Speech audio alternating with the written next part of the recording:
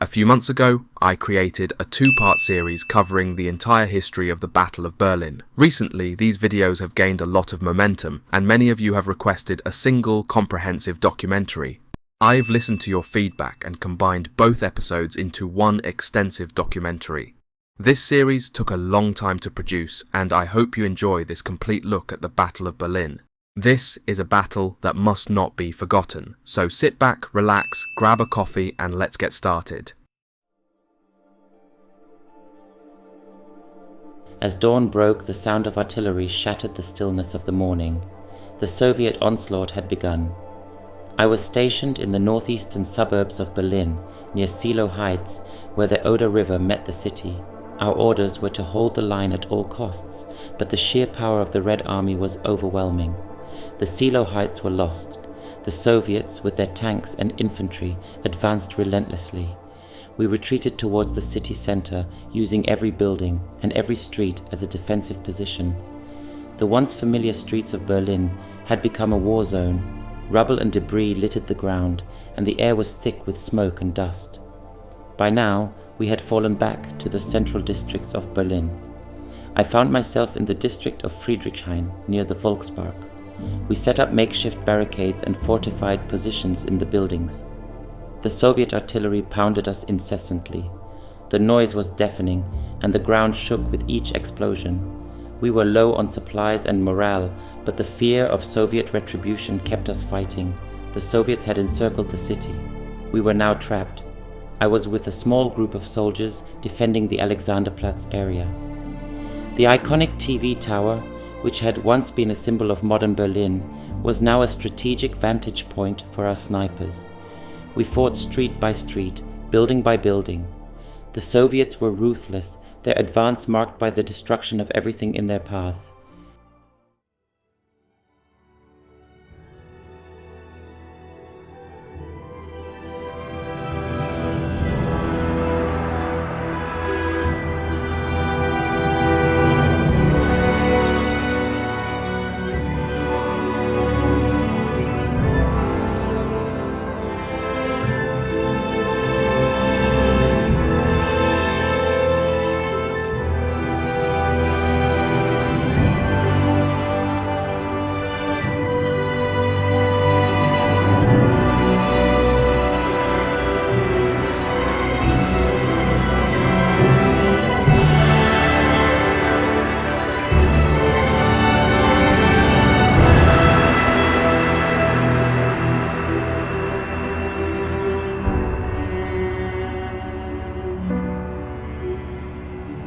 In the chilling days of April 1945, the once mighty Third Reich faced the harsh reality that its grand ambitions were now reduced to mere pages in the history books. The relentless gears of war were grinding to a halt, and the empire built on dreams of success was on the brink of total collapse.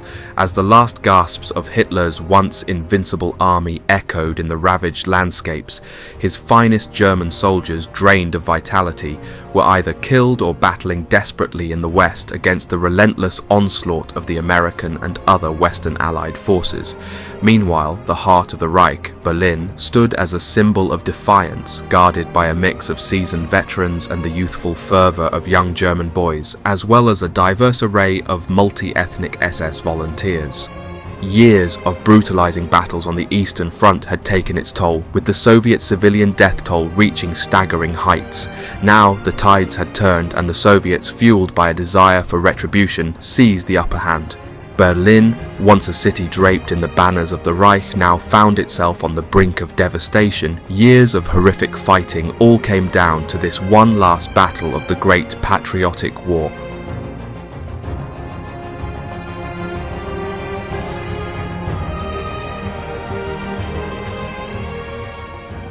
At the onset of April, following the conclusion of the Soviet campaigns in Silesia and Pomerania, the Red Army swiftly initiated its most rapid redeployment throughout the entire war. Every conceivable resource, including manpower, artillery, tanks, and shells, was urgently dispatched to the Odin-Neisse front in preparation for the forthcoming offensive that aimed to penetrate the core of Hitler's capital. The logistical challenges undertaken were of staggering complexity. On Zhukov's front, the final German stronghold threatening the Soviet bridgehead at Ku-Stream had been successfully overrun. To fortify the position, 40 engineer battalions worked tirelessly day and night to construct 25 bridges over the Oder, equating to 2 bridges for every mile and a half of the front. Among Zhukov's bridgeheads, the largest was at Coast Ridgin, representing a highly valuable asset for the Red Army. In other areas, such as the Neisse and Oder rivers, crossings had to be facilitated either by boat or by constructing bridges under constant enemy fire. However, near the outskirts of Berlin, the path to the German capital had already been opened.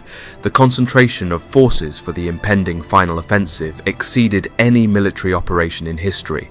A formidable force of nearly 2.5 million men, accompanied by 45,000 guns, rocket launchers, and 6,250 tanks, was amassed along a front spanning only 250 miles. Zhukov, in particular, was marshalling a colossal 7 million tons of artillery ammunition for the initial decisive strike. Meanwhile, in Berlin, in the critical 2-month period leading up to the Red Army's final offensive on Berlin, General Reymann undertook a Herculean task of fortifying the city against the impending onslaught. Recognizing the gravity of the situation, a relentless daily deployment of 70,000 individuals, including Reymann's skilled engineering units, toiled around the clock to fortify the German capital. The defensive measures were comprehensive, involving the construction of formidable defenses, bunkers, tank obstacles, and intricate barbed wire barriers. Simultaneously, the deployment of explosives and mines was a crucial component of the defensive strategy. The workforce was drawn from various sources, including the Organisation Todt and the Reichsarbeitsdienst, both equipped with the necessary tools for the demanding construction tasks. This diverse workforce comprised soldiers, civilians, prisoners of war, and forced labourers, all contributing their skills and efforts to create a formidable defensive network. Despite the sustained aerial bombardment and the looming threat of the Red Army, operational factories within Berlin persisted in their production endeavours until the 11th hour. Day and night, they churned out essential supplies vital for shoring up the defensive lines. However, the relentless demands of the defensive positions strained the production capacity, highlighting the immense pressure faced by the city in its bid to withstand the impending assault. The logistical challenges confronting the defensive efforts were considerable. The transport of construction crews faced hurdles exacerbated by a severe shortage of fuel, and the continuous disruption of railway lines due to numerous airstrikes further complicated matters. These logistical intricacies added an additional layer of complexity to the overall defensive preparations, underscoring the resilience and determination required as Berlin braced itself for the imminent Red Army offensive. In a broad strategic effort to fortify Berlin, comprehensive measures were implemented, encompassing the barricading of major intersections and the conversion of sturdy structures into fortified positions. This overarching strategy on the whole proved largely successful. However, as the defensive perimeter expanded towards the outskirts of the city, the effectiveness of the fortifications gradually diminished. At the city's periphery, the Grüne Hauptkampflinie or Green Main Battle Line primarily comprised a trench supported by covered scaffolding and a few outdated buried tanks. A tank ditch ran through the southeast, forming a rudimentary yet less equipped defensive line. In contrast, the Hauptkampflinie S-Bahn ring, encircling the city along the S-Bahn railway ring, presented a more robust defensive structure. It featured parallel trenches, ramparts, and tank ditches. Defenders within this line enjoyed the advantage of concealing themselves within buildings, extending their defensive reach significantly. The citadel, positioned at the heart of the city, represented the most formidable line of defense.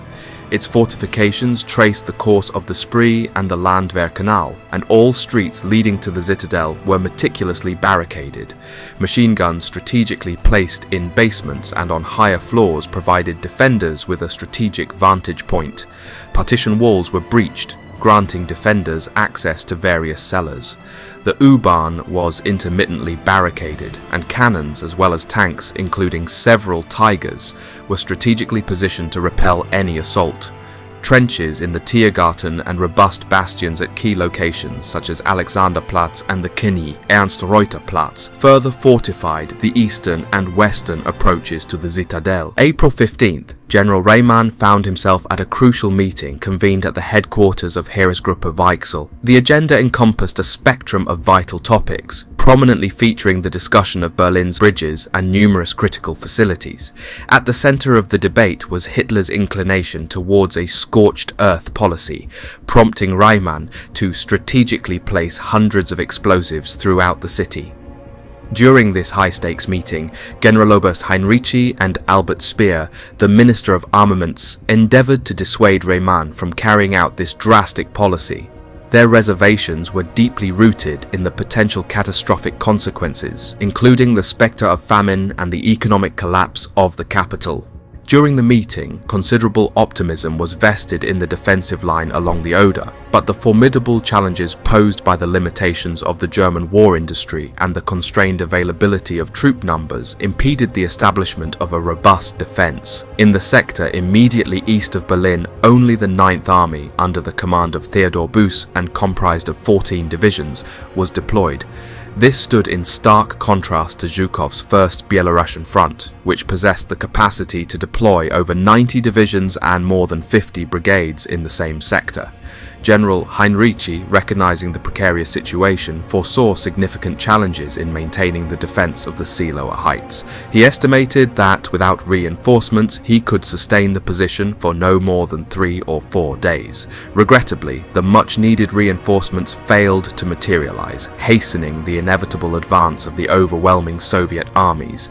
Despite enduring heavy losses, the Soviet forces managed to breach the Seelow heights after a mere 3 days of intense fighting, achieving a critical breakthrough by reaching Berlin on the 20th. This marked a pivotal turning point in the unfolding events of the Eastern Front during World War II. The rapid advance of the Soviet forces through the Seelow heights underscored the immense numerical superiority they enjoyed over the German defenders. The steadily yet outnumbered German troops faced an uphill battle, grappling with the harsh realities of war and the inability to secure the necessary reinforcements. The fall of the Seelow heights and the subsequent approach of Soviet forces to Berlin marked a significant milestone in the final stages of the conflict, setting the stage for the climactic and decisive Battle of Berlin. The initial strategy for the First Belarusian Front involved launching a comprehensive offensive across a broad front, with a focus on delivering the strongest blows from its bridgeheads located north and south of Frankfurt. These bridgeheads were under the direct operational control of Marshal Zhukov. The First Belarusian Front was comprised of 77 divisions organized into 11 armies, including 6 field armies, a Guards army, 2 shock armies, and 2 Guards tank armies. Additionally, Zhukov could call upon the 16th and 18th Air Armies to facilitate coordinated air-ground operations. The commencement of Zhukov's attack was scheduled for April 16th. On Zhukov's right flank, the Second Belarusian Front was tasked with launching an offensive to the west and north, securing the main Berlin operation. General Konstantin Rokossovsky commanded the Second Belarusian Front, which consisted of 3 field armies, a shock army, and a Guards tank army. Support for Rokossovsky's operation included the 4th Air Army, and the attack was set to begin on April 18th. Simultaneously, the First Ukrainian Front, commanded by Marshal Ivan Konev, was assigned the task of eliminating enemy forces to the south of Berlin. Konev's forces included 3 field armies, 2 Guards armies, and 2 tank armies for the initial thrust, with 2 additional field armies from the Third Belarusian Front as reinforcements. However, these reinforcements would not be in position by the start of operations on April 16th. For air support, Konev could rely on the 2nd Air Army. On April 1st, 1945, Marshal Zhukov departed his headquarters along the Oder front and travelled to Moscow for consultations with Stalin. Since November of the previous year, Zhukov had believed that Stalin had granted him the exclusive right to capture Berlin. However, during these consultations, Zhukov learned that the rules had changed.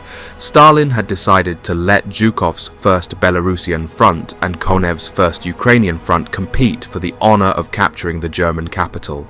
After a crucial meeting with Stalin, Marshal Zhukov and his commanders from the 1st Belarusian Front engaged in a meticulous examination of a detailed scale model illustrating the various approaches to the city of Berlin. As they scrutinized the miniature representation, Zhukov's generals swiftly grasped the gravity of the situation. It became clear that anyone who jeopardized the prospect of being the first to reach Berlin would face severe and uncompromising consequences. In the hushed atmosphere of the strategic planning session, the gravity of the mission to capture Berlin resonated strongly. Zhukov and his leadership team underscored the determination to secure this objective at all costs. The detailed analysis of the scale model allowed them to formulate a comprehensive and strategic plan, taking into account the geographical challenges, potential defensive positions, and the need for swift and decisive action.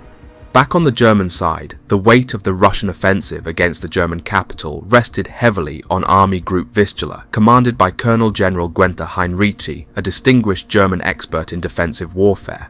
Comprising two armies, the 3rd Panzer and 9th Army, Army Group Vistula faced formidable challenges as it prepared to confront the advancing Soviet forces. The 3rd Panzer Army, led by General Hasso von Manteuffel, encountered a unique composition among its 9 divisions. Lacking authentic panzer formations, the army comprised 4 infantry divisions, including naval and Luftwaffe divisions, and 5 panzer grenadier or Volkssturm divisions. Despite this unconventional makeup, the 3rd Panzer Army played a crucial role in defending a vast front stretching 95 miles north of Berlin to the Baltic coast. The 9th Army, under General Theodor Busse, faced the imminent Russian onslaught with 1 panzer, 2 panzer grenadier and 9 infantry divisions. Covering an 80-mile line along the Oder from Berlin down to the junction with the Neisse, the 9th Army was strategically positioned to resist the advancing Soviet forces. South of the 9th Army, the left wing of Army Group Center, commanded by Field Marshal Ferdinand Schörner, contributed to the defense with the 4th Panzer Army. This formidable force fielded 1 Panzer Division, 9 infantry divisions and 2 Panzer Grenadier Division. Around Berlin, in reserve, were the 6 weak divisions of the 56th Panzer Corps, alongside 3 infantry divisions of the Luftwaffe and headquarters troops. Inside Berlin itself, 100 battalions of the Volkssturm were stationed, with the possibility of reinforcements from the 12th Army west of Berlin and commanded by General Walter Wenck, consisting of 8 infantry divisions of raw recruits and remnants. To the northwest of Berlin was the optimistically named 11th Army, under SS General Felix Steiner. The 11th Army had limited forces, including a police division, a marine division, and later a division of Panzer Grenadier. Strategically, the Oder River formed a critical defensive line against the Russian bridgeheads. The city of Frankfurt, designated a fortress on April 12th, stood only a few miles downstream.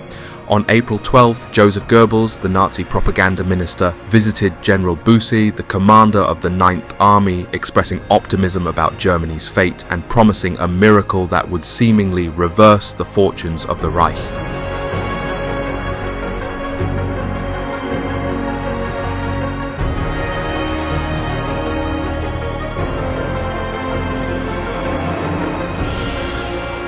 Amidst the tumultuous events of the evening, the news of Franklin D. Roosevelt's death became a pivotal moment that stirred the political and military echelons of Germany. Joseph Goebbels, in a remarkable turn of events, was the bearer of this consequential information, a revelation that reverberated through the highest corridors of power. The demise of the American president thrilled an unexpected response from Adolf Hitler, overshadowing even the earlier report of Vienna falling to the Soviets. Hitler, now in a state of heightened excitement, proclaimed that the long-anticipated war would culminate at the gates of the German capital. His visionary strategy involved luring the Red Army into a decisive battle, encircling them from the outside, and ultimately securing a historic victory for Germany. Despite the grim backdrop of war and the encroaching Soviet forces, Hitler's enthusiasm remained undiminished. In Hitler's grand narrative, the impending battle held the potential to serve as a temporal buffer, anticipating the inevitable fracturing of the alliance between the Western powers and the Russians. The very essence of his strategy rested on the belief that time, coupled with a strategic military triumph, would alter the course of the war in Germany's favor. Sagen Sie dem Kommandostab, wir greifen an! Sie sollen Verstärkung schicken! Aufteilen!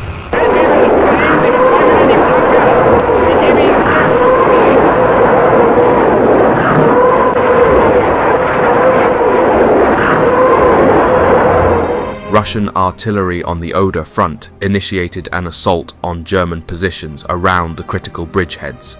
The sudden barrage caught the Germans off guard, but soon it became apparent that this was not the full-scale offensive many had expected.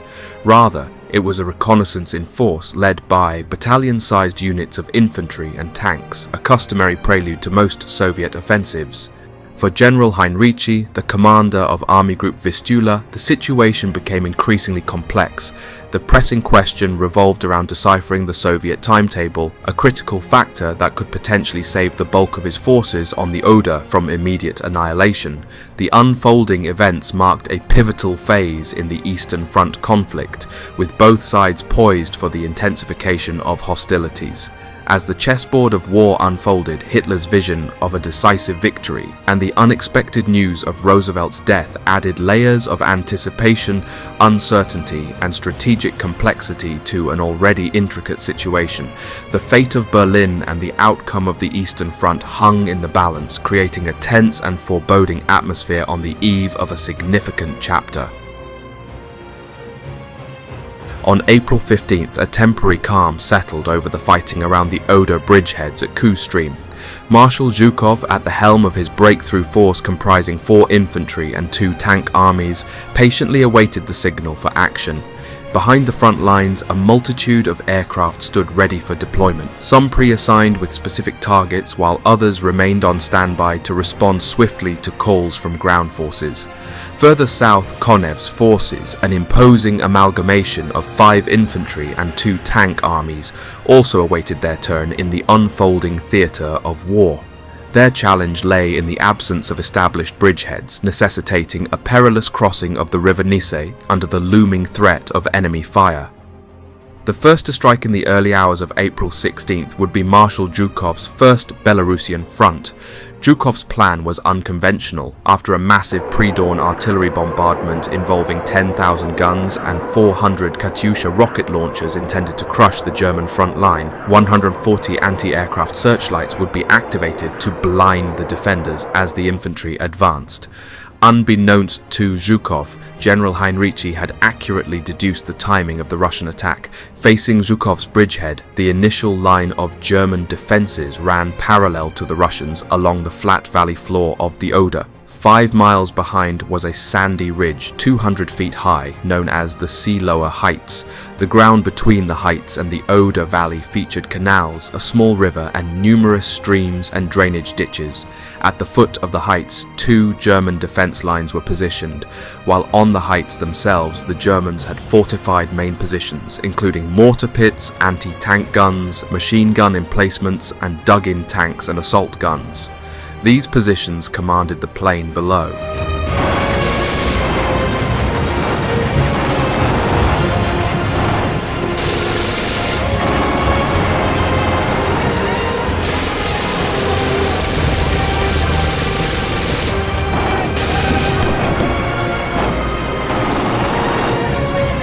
Manning the defences were elements of General Buse's 9th Army.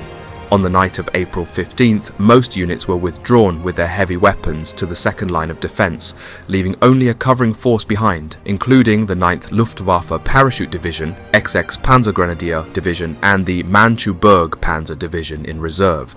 The formidable barrage marking the beginning of Zhukov's offensive commenced at 3 a.m. on April 16th. In just 30 minutes, 500,000 shells descended upon the German front line, penetrating to a depth of 5 miles. The impact was staggering, representing a concentration of destructive power unprecedented in the history of warfare. However, Zhukov's plan encountered immediate setbacks. The searchlights reflected back by clouds of dust and smoke blinded the attackers, who struggled among the ditches. Moreover, the enemy frontline trenches were largely deserted, and heavy German fire from the Seelow heights disrupted the advance. As dawn broke, the Russians had made limited progress, hindered by being bunched together and obstructed by waterways. They became easy targets for German gunners. The unexpected setback prompted a furious reaction from Marshal Zhukov, who could see his anticipated triumph slipping away, potentially seized by Marshal Konev. On the Nysa front, the opening salvo commenced at 4:15 a.m., stretching across a vast 250-mile line. Concurrently, the formidable bombers of the Second Air Army executed precision strikes on German rear areas and critical communication lines within a specific 18-mile sector meticulously saturated with high explosives. Marshal Konev strategically planned his primary thrust. This carefully chosen sector, if breached, would pave the way for a swift advance towards Berlin, shrouded under the cover of billowing smoke. The initial crossings of Konev's battalions began at 5:55 a.m., with Russian artillery and machine guns unleashing a relentless barrage in a low trajectory. This tactical onslaught compelled the Germans to remain in cover while bridging equipment was methodically brought forward. Merely an hour after the commencement of troop crossings, Konev's tanks and self-propelled guns were already engaged on the western bank of the Nysa, rapidly advancing towards the River Spree.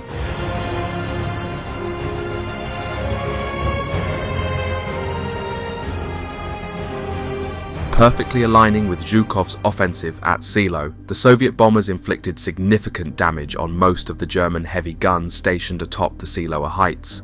With the Russian artillery now redeployed forward, its formidable firepower intensified the storm unleashed upon the entrenched German positions. While units of Zhukov's 1st Guards Army triumphantly overran the German trenches at the base of the Seelow heights, breaching the last line proved to be a formidable challenge.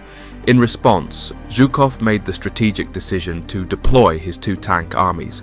However, the challenging terrain resulted in a massive traffic jam, with 100 to 300 tanks and self-propelled guns facing relentless fire from German artillery. It took a grueling 3 days and incurred 30,000 Russian casualties before Zhukov could finally secure the heights, marking the commencement of his determined thrust towards the German capital.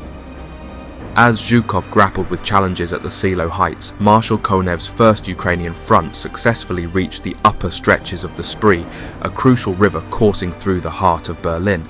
Discovering it to be fordable, lead tanks boldly crossed the German lines, swiftly dismantling any resistance. Reporting this significant breakthrough to Stalin, Konev received the green light to redirect his 2-tank armies towards Berlin on April 18th.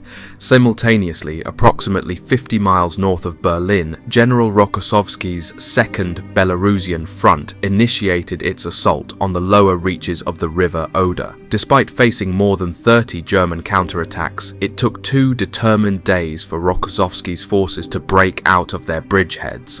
While casualties were substantial, the offensive effectively achieved its primary objective by diverting the attention of the German 3rd Panzer Army away from the defense of Berlin. This intricate and synchronized series of offensives set the stage for the unfolding drama on the Eastern Front, where the fate of Berlin hung in the balance amid a complex and multifaceted theatre of war.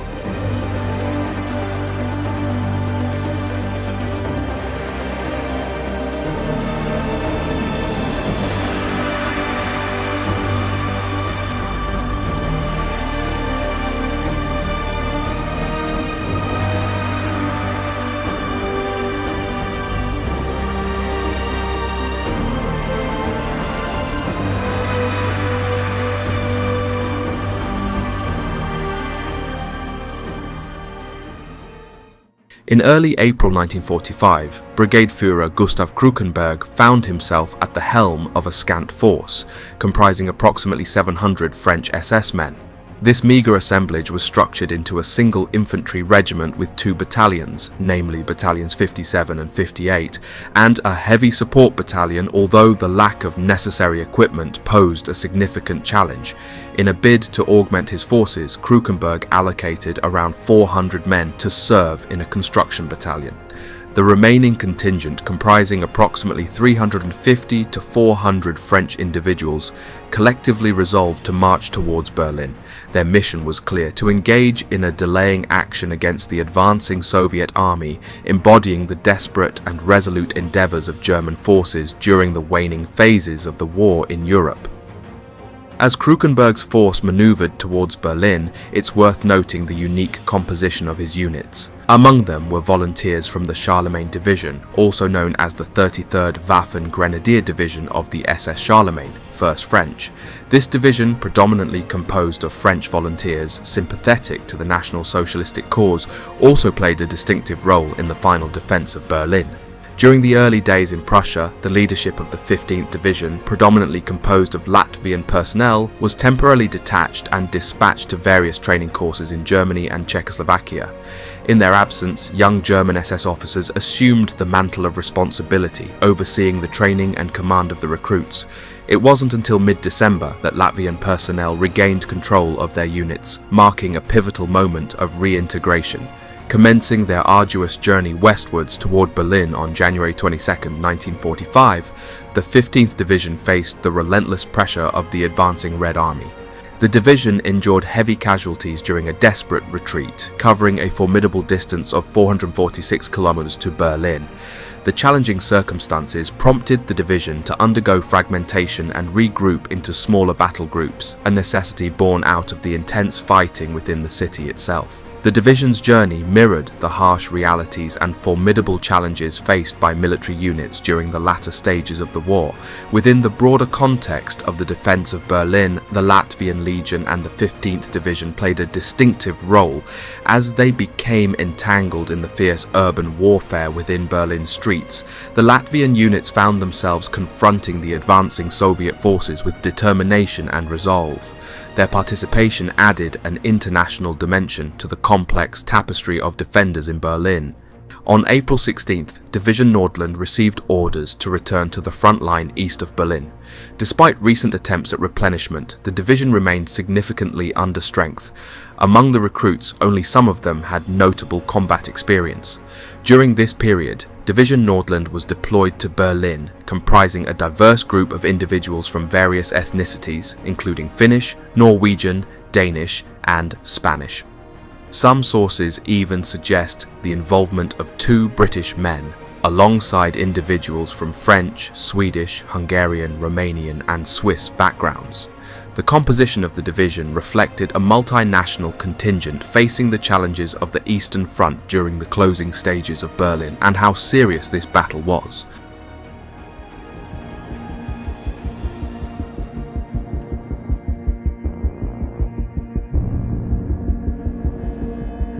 In the dimly lit and cacophonous confines of the Führerbunker, where the boundary between day and night blurred into a perpetual twilight, Adolf Hitler gradually succumbed to a detachment from reality. Since taking refuge in the bunker, with the exception of a visit to the 51st Army Corps on March 3rd, Hitler had not set foot outside.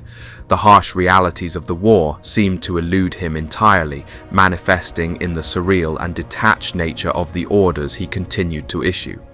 On April 20th, as Hitler marked his 56th birthday, the Führerbunker witnessed a procession of dignitaries including Joseph Goebbels, Karl Dönitz, Albert Speer, Joachim von Ribbentrop, Hermann Göring, Arthur Axmann, Martin Bormann, and Heinrich Himmler.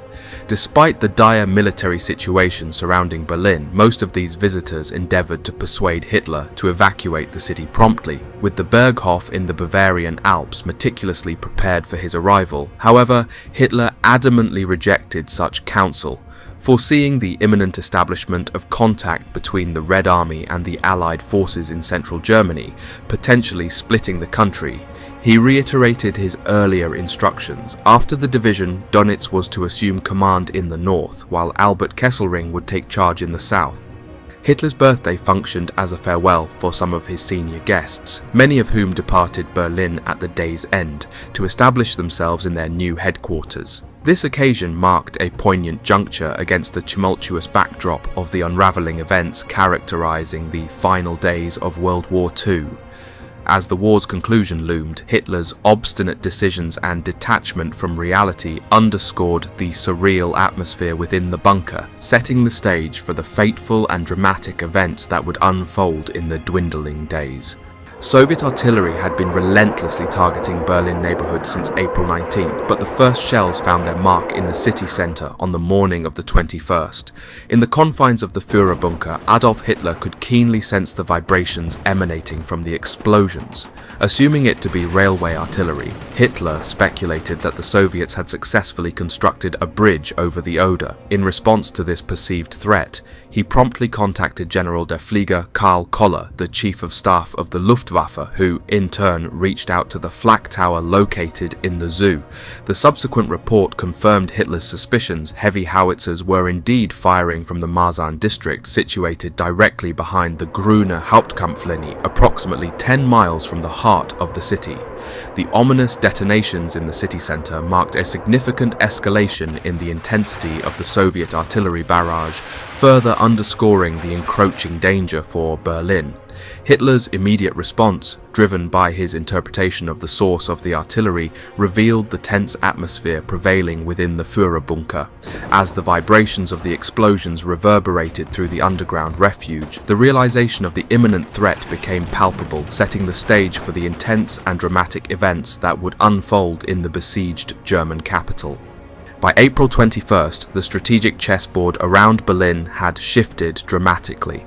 Marshal Zhukov's 2nd Guards Tank Army had made significant advances to the northeastern suburbs of Berlin. In tandem, tanks from the 47th Army raced to encircle the city from the north, while the 6th Army pressed relentlessly forward along the central front. The German 9th Army now found itself isolated, cut off from the rest of Army Group Vistula. Meanwhile, to the south of the city, Konev's tank armies advancing towards Zossen and Potsdam had effectively breached the defences of the 4th Panzer. The left wing of the 4th Panzer was now being forced into a pocket alongside the beleaguered 9th Army, leaving the majority of German forces assigned to defend Berlin surrounded and in a state of helplessness. Simultaneously, elements of Zhukov's 1st Belarusian Front had initiated shelling on the centre of Berlin. This bombardment served as a powerful signal to Russian artillery men that victory was on the verge of realization. Senior Nazi officials, grasping the severity of the situation, hastily fled the city, taking valuable possessions with them. For the ordinary citizens, numbering 2 million, there was no such hope. Attempting to leave meant facing certain death, a perilous situation applicable even to the very young and the elderly.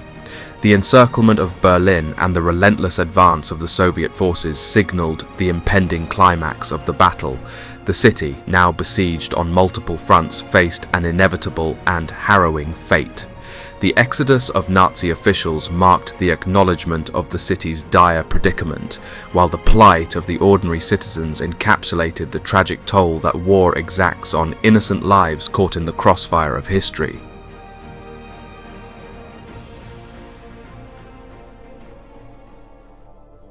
Our position here in the Friedrichshafen, just by the Spree, is nothing short of a living nightmare. The relentless onslaught of Soviet forces surrounds us, leaving no room for respite. The once vibrant landscape of the capital is now a desolate canvas painted with the hues of destruction. My comrades and I cling to our rifles like lifelines, knowing that they are our only defense against the relentless tide of Soviet infantry. Günther, a young recruit with fear in his eyes, his hands tremble as he lights a cigarette, a feeble attempt to find solace in the midst of chaos. I can see the desperation in his gaze, a reflection of the same desperation that echoes within us all. We exchange a few words, the unspoken understanding between us speaks volumes. As the day unfolds, we hear the distant rumble of tanks, a sound that sends a shiver down our spine. The Soviets advance with an unrelenting fury, and our weary bodies ache from the ceaseless combat. Fritz, the medic, moves quietly among us, patching up wounds as best he can. The moans of the injured joined the chorus of gunfire, creating a macabre symphony of suffering. Hunger gnaws at our stomachs, and fatigue weighs heavy on our shoulders. Helmut, a seasoned sergeant, rallies us with strained words of encouragement.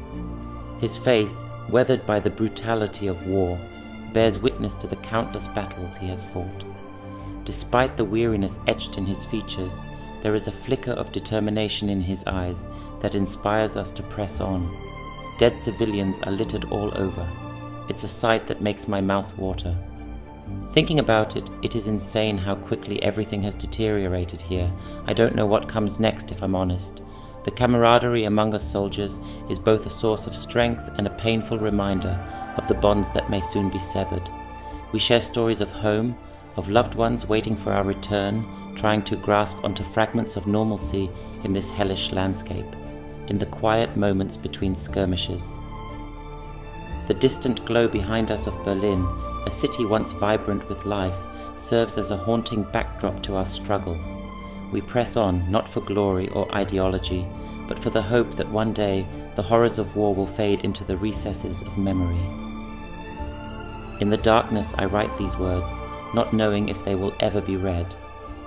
We are but pawns in a grand and merciless game, our lives measured in the breaths between artillery barrages.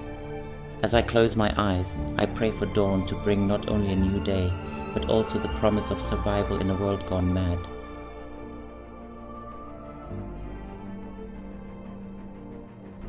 Meanwhile, during all this chaos, in a futile attempt to slow down the advancing Soviet forces, Adolf Hitler, on the afternoon of that fateful day, made the unrealistic decision to withdraw Weidling's corps to Berlin.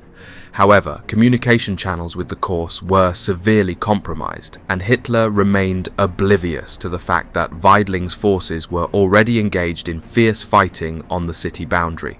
Weidling faced the additional challenge of establishing connections with Steiner in the north, who, in turn, had been assigned the task of launching a southward attack from Eberswalde. Heinrici, recognizing the need to reinforce Steiner, hastily gathered whatever forces were available and reconstituted the unit as Armeeabteilung Steiner. Busse's 9th Army received orders to launch a northward attack from the Spreewald simultaneously, with the goal of encircling Zhukov's vanguard.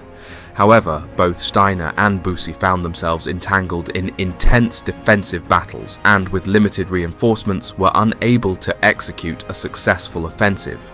The relentless pressure from Zhukov's northern flank, coupled with formidable air support, compelled Steiner to evacuate his headquarters in Oranienburg.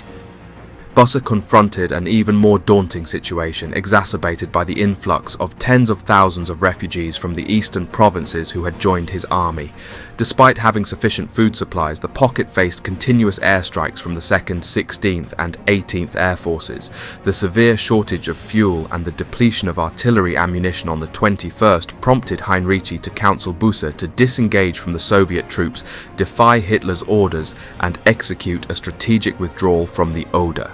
In this chaotic and critical phase of the Eastern Front conflict, Hitler's decisions reflected a desperate attempt to alter the course of events, while the German commanders grappled with the harsh realities and challenges presented by the advancing Soviet forces. The complex interplay of orders, communication breakdowns, and the harsh conditions on the ground underscored the tumultuous nature of the final days of the Battle of Berlin.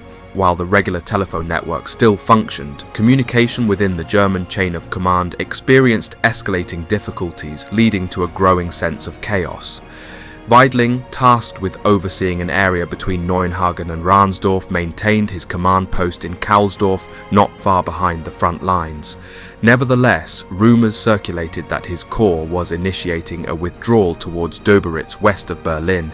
In response to these rumours, both Hitler and Busse issued orders for Weidling's arrest and execution. Simultaneously, Weidling grappled with insubordination issues involving SS Brigade Führer Joachim Ziegler, the commander of the SS Panzer Grenadier Division Nordland, formerly attached to Felix Steiner's 3 SS Panzer Corps. Ziegler, dissatisfied with serving under a Wehrmacht general, made the decision to join Steiner instead. In response, Weidling relieved Ziegler of his command. However, Ziegler was subsequently ordered to return to Berlin with his division without Weidling's involvement. The deteriorating communication and internal discord within the German command structure added a layer of complexity to an already chaotic situation. The conflicting orders, coupled with the challenges posed by insubordination, exemplified the disarray and desperation that characterized the German leadership's response in the face of the advancing Soviet forces during this last battle. On the afternoon of April 22nd, a tense situation discussion unfolded in the Führer bunker, with the attendance of Adolf Hitler, Martin Bormann, Hitler's personal secretary, General Feldmarschall Wilhelm Keitel, chief of the OKW, General Oberst Alfred Jodl, chief of operations of the OKW, and General der Infanterie Hans Krebs, chief of staff of the Wehrmacht. The primary focus of the meeting was the revelation that Steiner had not launched the anticipated attack. Hitler, upon hearing this news, erupted in anger, levying accusations of betrayal, ignorance and cowardice against his generals. According to him, these perceived shortcomings had undermined his efforts for Germany. Following a period of intense agitation, Hitler managed to regain composure and made the decisive announcement that he would remain in Berlin until the bitter end. Additionally, he assumed direct control of the defense of Berlin once again. In the aftermath of this heated meeting, Helmuth Rehmann received orders to take command of the Potsdam garrison, designated as Armeegruppe Spree.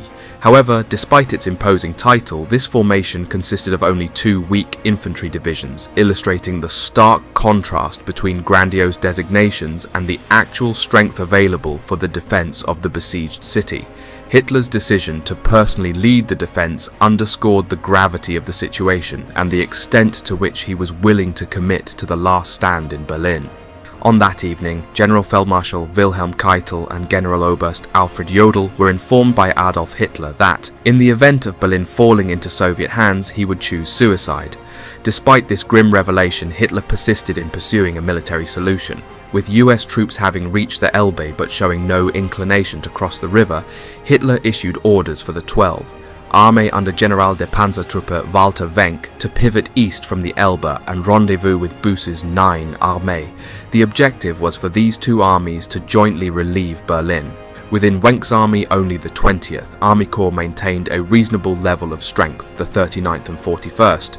Panzer Corps had experienced significant losses, and the 48th Panzer Corps primarily consisted of an immobile flak division and various smaller units. Despite the challenges, Wenck conveyed to General Feldmarschall Wilhelm Keitel that he would not be prepared for the advance until April 25th. Unfortunately, Keitel failed to relay this crucial information to Adolf Hitler. During the situation discussion on April 23rd, against his better judgment, General der Infanterie Hans Krebs informed Hitler that Wenck's army was already en route. These incidents starkly highlight how Hitler persisted in his fantasy world, with staff officers refraining from disproving falsehoods and maintaining a realistic view of the military situation. The miscommunication and lack of transparency within the German command structure further underscore the chaotic and delusional nature of the decision-making process during the final days. In the northern sector, Armeeabteilung Steiner persisted in its defense along the Havel, positioned between Oranienburg and Berlin. The night of April 22-23 witnessed a strategic move by the 47th Army, successfully crossing the Havel at Hennigsdorf. Exploiting this breakthrough, the 47th Army infiltrated the German rearguard during a swift maneuver, turning southward and reaching Doberitz and Spandau. The unexpected advancement of cavalry units near Doberitz caught the OKW headquarters in Krampnitz, just north of Potsdam, off guard, prompting a hurried evacuation. Simultaneously, Lelyushenko's 4th Guards Tank Army made significant progress by breaching the lake area west of Potsdam. By the morning of April 25th, the 4th Guards Tank Army, positioned northwest of Potsdam, established contact with the 47th Army, effectively encircling Berlin. The convergence of these Soviet forces marked a critical juncture in the Battle of Berlin, as the encirclement tightened, placing increasing pressure on the German defenders. The ensuing days would witness intense fighting as the Red Army closed in on the heart of the German capital.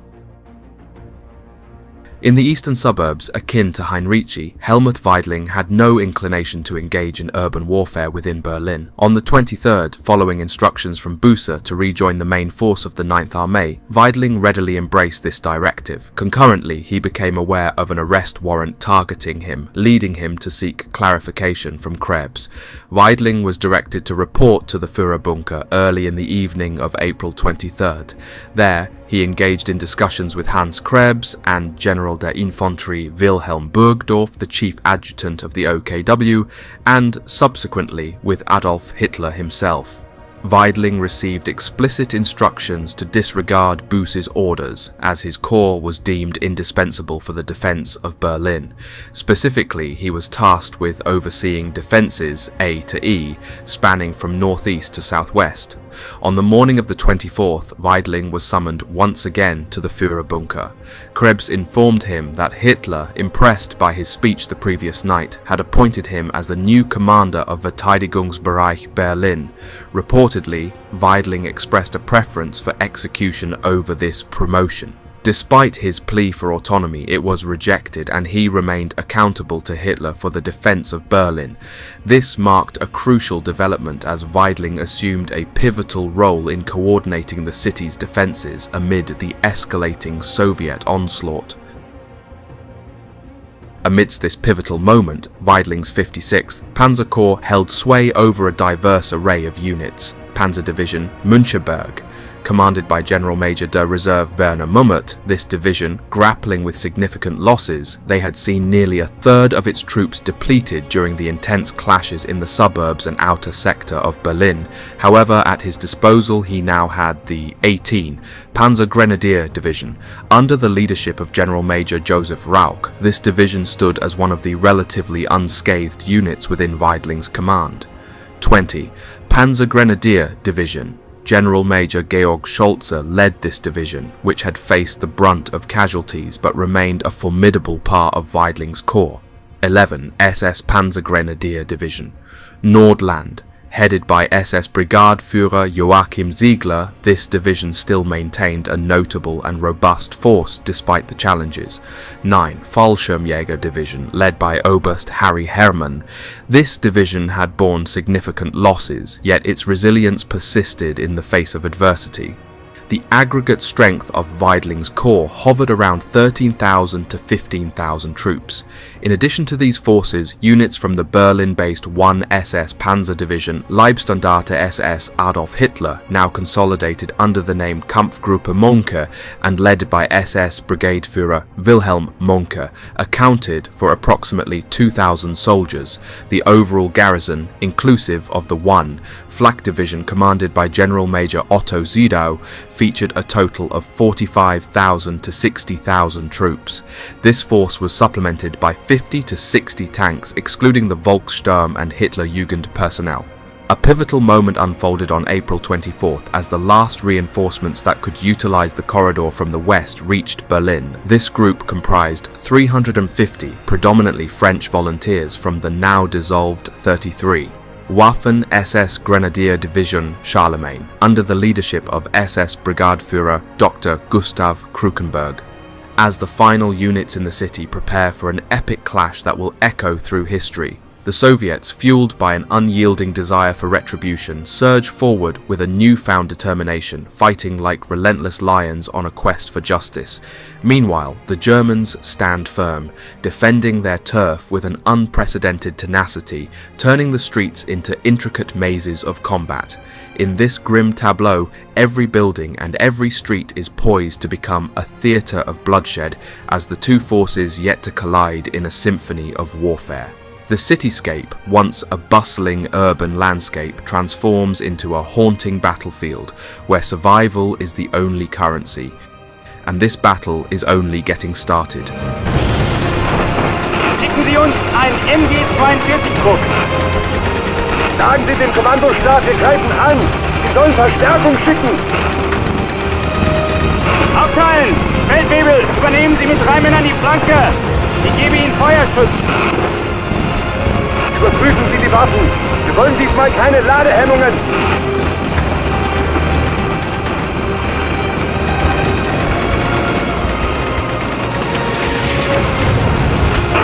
Beeilt euch!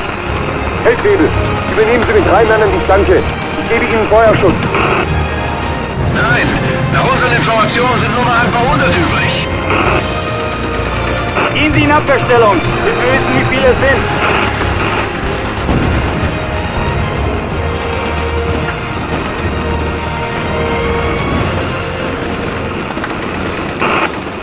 Panzerkommando und Bunker 6. Geben Sie Fliegeralarm. Der Feind fliegt Luftangriffe. Ist da jemand? Hallo? Ende.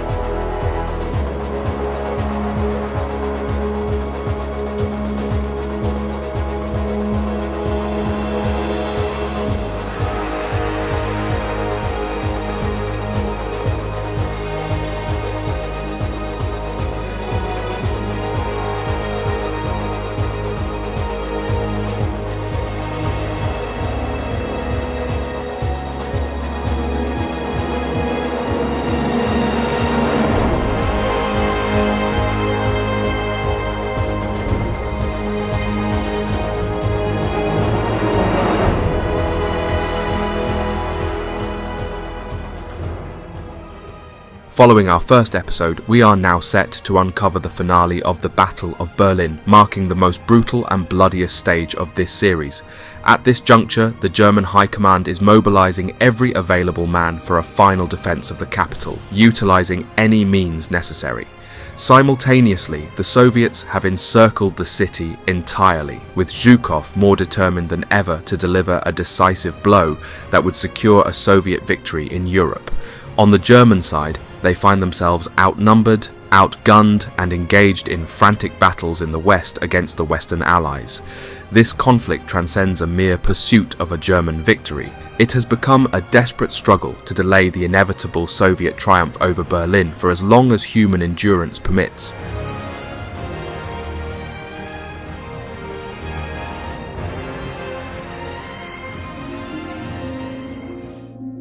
By April 25th, Generals Zhukov demonstrated their strategic prowess by reorganizing their frontline units in Berlin, drawing on their extensive experience gained from the brutal siege of Stalingrad. Armed with the hard-earned lessons from that historical ordeal, the Russian forces were well prepared to undertake the formidable task of besieging the city. To tighten the noose around Berlin, they meticulously formed assault groups, each consisting of a company of infantry supported by 6 or more anti-tank guns, a troop of tanks or assault guns, engineer platoons, and a flamethrower platoon.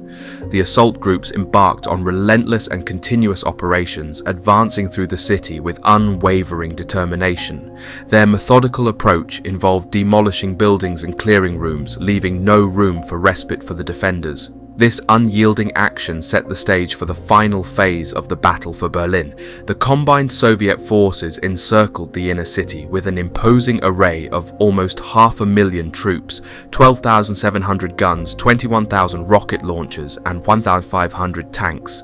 Up to this juncture, the Soviet front line had breached the capital's outer defensive ring in only 2 primary areas, to the east and north. The defenders on the perimeter largely consisted of remnants from units that had been withdrawn after the fervent displays on the 18th, 20th and 25th by Panzer Grenadier Divisions, the Müncheberg Division, 9th Paratroop Division and SS Divisions Nordland and Charlemagne.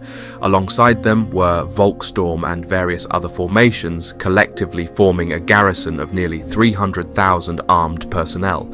Notably, a significant portion of this force, nearly 50,000, comprised inexperienced combat soldiers rather than seasoned veterans. The challenge of facing such overwhelming odds added another layer of complexity to the desperate defense efforts of Berlin. In light of the challenging circumstances surrounding Berlin's defense, General Helmuth Weidling faced the critical task of organizing his staff efficiently. Acknowledging the complexity of the situation, Weidling opted to appoint 2 capable officers to lead key aspects of his team. Oberst Theodor von Duving, who previously served as the Chief of Staff of the 56th Panzerkorps, assumed responsibility for overseeing all military affairs. Concurrently, Oberst Hans Refior, who had previously held the position of Chief of Staff under Rehmann, was designated as the liaison officer with the civilian authorities. Regrettably, Weidling encountered considerable obstacles to his operational autonomy. The interference from prominent figures such as Joseph Goebbels and other party leaders added an additional layer of complexity, hindering the overall defense efforts.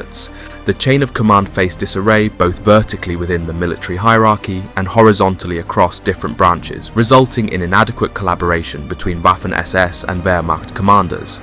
This chaotic state of affairs further compromised the effectiveness of the defensive strategies implemented in the face of the advancing enemy forces.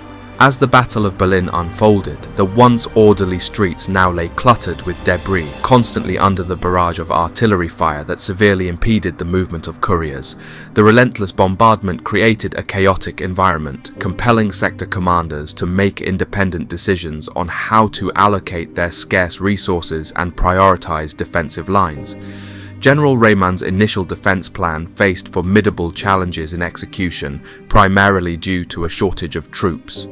Consequently, faced with the scarcity of manpower, some commanders made the strategic choice to maintain control over the outer perimeter for as long as possible. Their objective was to delay the advancing enemy forces and buy crucial time for the overall defense effort. Meanwhile, others focused their efforts on strategically defending fortified structures within the city, recognizing the importance of holding key positions. Simultaneously, in response to the evolving and challenging circumstances of the battle, some commanders opted for a tactical retreat, falling back to the S-Bahn line. This retreat served as a secondary defensive position, allowing the German forces to adapt to the relentless pressure from the advancing enemy. The fluidity of the situation required commanders to make quick and pragmatic decisions to maximize the effectiveness of their defense strategy in the face of the overwhelming odds posed by the besieging forces. For the French SS on the first night in Berlin, soldiers encountered an eerie calm that defied the anticipated sounds of combat. Instead of the expected echoes of battle, the air was filled with the sounds of people dancing and laughing, intermittently interrupted by distant rumbles of Soviet artillery. Their journey led them from west to east Berlin, culminating near the Hermannplatz in a brewery where the initial skirmish unfolded.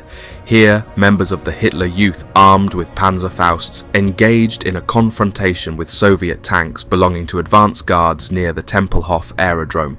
Following these initial encounters, the Sturmbataillon, bolstered by Tiger II tanks, and the 11th SS Panzer Battalion Hermann von Salza launched a counter-attack on the morning of April 26th in Neukölln, a southeastern district of Berlin near the Sonnenallee. Unfortunately for the Germans, this counter-offensive fell into an ambush set by Soviet forces, potentially involving a captured German Panther tank, though uncertainties lingered regarding whether it was a friendly fire incident. The regiment suffered substantial losses, with half of its available troops lost on the first day in Neukölln.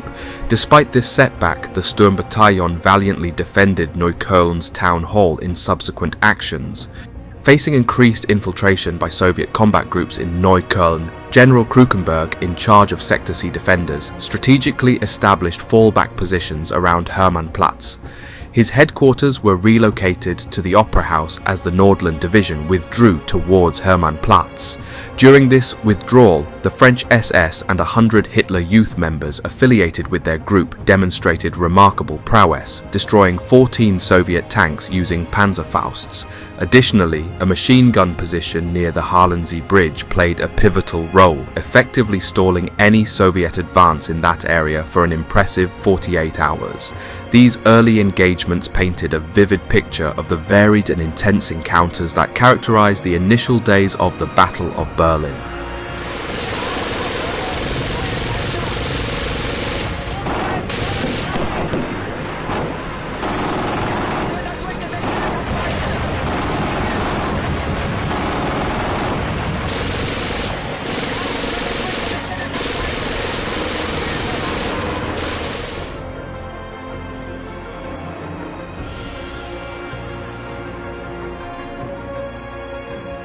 As street fighting erupted in Berlin, the Red Army employed strategic lessons gleaned from past urban conflicts. Drawing from experience, they organized infantry units into small specialized attack groups for optimal effectiveness. A similar approach was taken with artillery and tank units, fragmenting them and assigning specific supporting roles. A typical attack group consisted of a platoon of infantry, 1 or 2 tanks, engineers, flamethrowers, an anti-tank gun section, and 2 or 3 field guns. While generally effective, challenges arose from the convergence of different armies, such as Chuikov's 8th Guards Army and Katukov's 1st Guards Tank Army, operating in the same southeastern sector, leading to occasional complications. Despite restructuring that assigned tank troops a supporting role and placed Katukov under Chuikov's command, discontent persisted among the tank units. Concurrently, the Red Army's artillery continued to bombard the urban area. Heavy howitzers, sometimes integrated into the attack groups, forcefully cleared their way through barricades and debris. In the eastern sector, under Colonel General Nikolai E. Berzarin's 5th Shock Troops, buildings were systematically destroyed by cannons and mortars advancing through the center. Colonel General Vasily Kuznetsov's 3rd Shock Troops adopted a similar approach, methodically reducing buildings to rubble. Relentless barrages from howitzers and Katyusha missile launchers targeted defenses, while tanks and lighter artillery addressed closer range and persistent targets. The density of artillery was such that guns were often arranged side by side, wheel against wheel. In the southern sector, Rybalko commanded a staggering 650 guns per mile of the front line, highlighting the overwhelming firepower at the Red Army's disposal in their determined push through the German defences. Soviet armies adopted a meticulous strategy during the street-to-street combat in Berlin, assigning each infantry regiment a specific street daily. In this approach, 2 battalions advanced on either side of the road, with soldiers taking great care to minimize exposure. Progress often involved demolishing partition walls between houses and cellars, allowing for strategic movement. To facilitate this, anti-tank guns or explosives were employed to blow away walls and doors, inadvertently leading to extensive fires. The destructive aftermath was vividly described by a German soldier who lived through the harrowing experience. Gradually, we lost our human appearance, our eyes burned and our faces were soaked and smeared with the surrounding dust. The blue sky became invisible. Everywhere, buildings were ablaze, ruins crumbled and smoke drifted back and forth through the streets. The relentless cycle of destruction and chaos unfolded with each advancing step of the Soviet forces, leaving the cityscape in ruins. The soldiers' recollection continued, noting that the brief silence following each bombardment only foreshadowed the impending tumult. The roar of engines and the clatter of tank tracks signaled the initiation of a new tank assault. This relentless and methodical approach, coupled with the destruction wrought upon the city, illustrated the intensity and brutality of the street-by-street combat during the Battle of Berlin.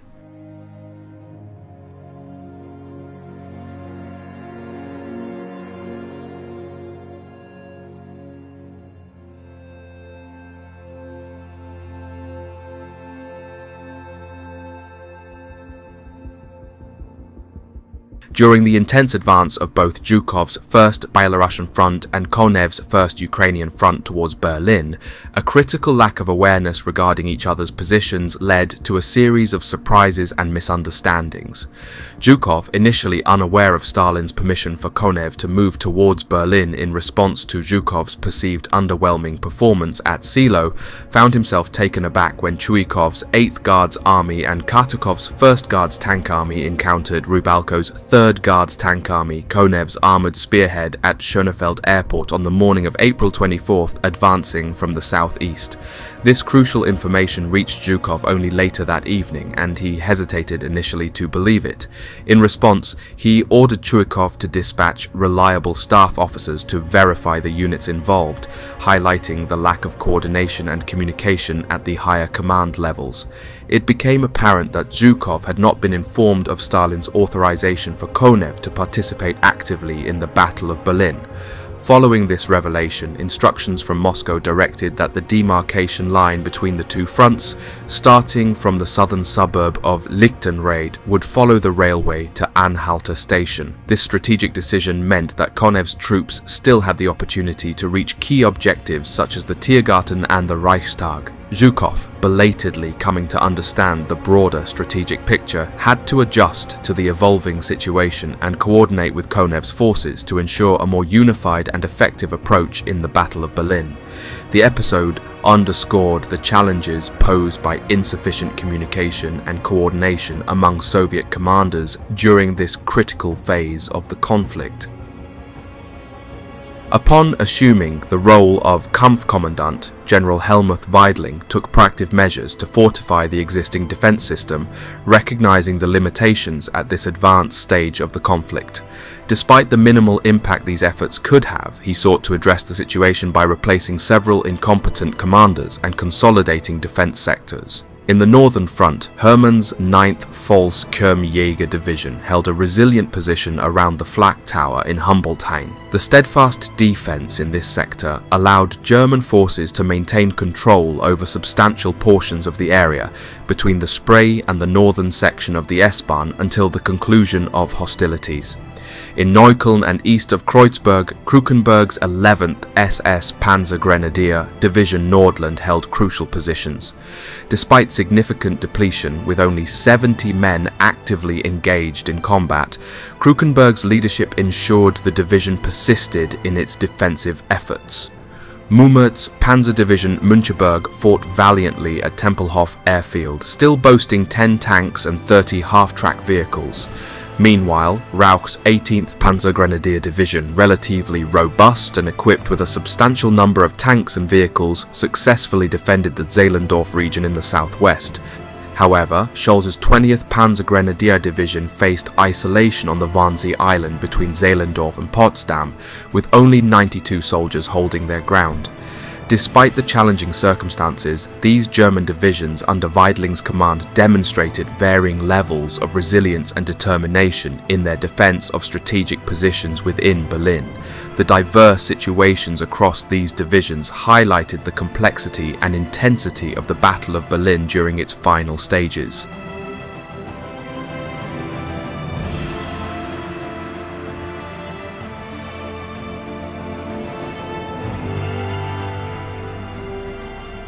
As the relentless march of Soviet forces pressed deeper into the heart of Berlin, the shifting defensive strategy led to the gradual contraction of German lines.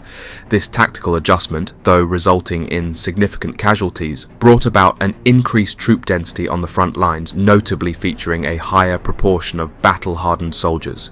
A German officer stationed at the Reichskanzlei, reporting on April 25th, acknowledged the prevalent issue of desertion among Volkssturm units, highlighting the grim reality of the situation. In stark contrast, members of the Hitler Youth demonstrated exceptional loyalty and courage, while regular army units exhibited a stoic, calm determination in the face of the advancing Soviet forces. Amidst this desperate defense, the innermost fortifications proved to be formidable obstacles, presenting a daunting challenge for the advancing Soviet troops across various sectors. By April 24th, two Soviet armies had reached the critical S-Bahn line, the 3rd Shock Troops in the north and northeast, from Wedding to Prenzlauer Berg, and the 5th Shock Troops in the east and southwest, from Prenzlauer Berg to Treptow. In the northern and eastern sectors, fierce resistance emanated from the imposing flak towers in Humboldthain Park and Friedrichshain Park.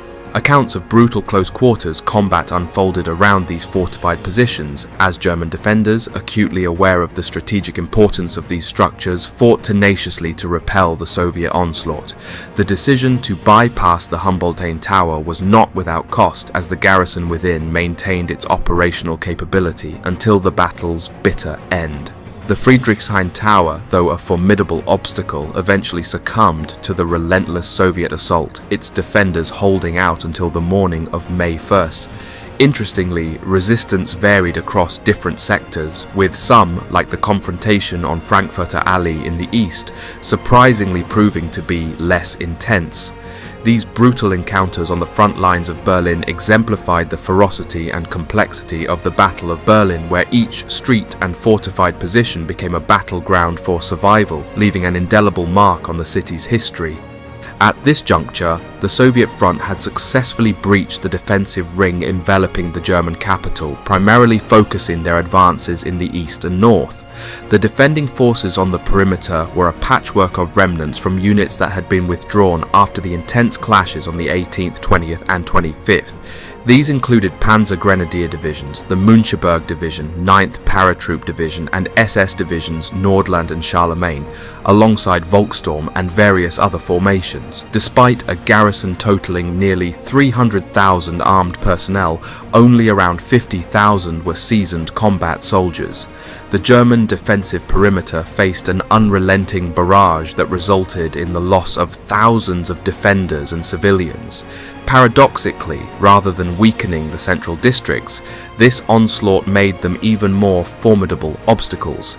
Fanatical SS units, armed with artillery and entrenched tanks, fiercely contested every strategic point, often fighting to the last man. The city streets morphed into death traps for Soviet tanks, with thousands of Hitler youth armed with Panzerfausts fiercely resisting their advance. In the vicinity of the Tempelhof aerodrome on the southern side of the city, the fighting reached an exceptional intensity. The Russians grappled with the haunting fear that Hitler, whose location remained a mystery, might attempt an escape using one of the aircraft stored in an underground bunker. The order was given to rush the airfield as quickly as possible. No matter how many Germans were holding or defending, the Soviets would send man after man to secure this airfield as soon as possible.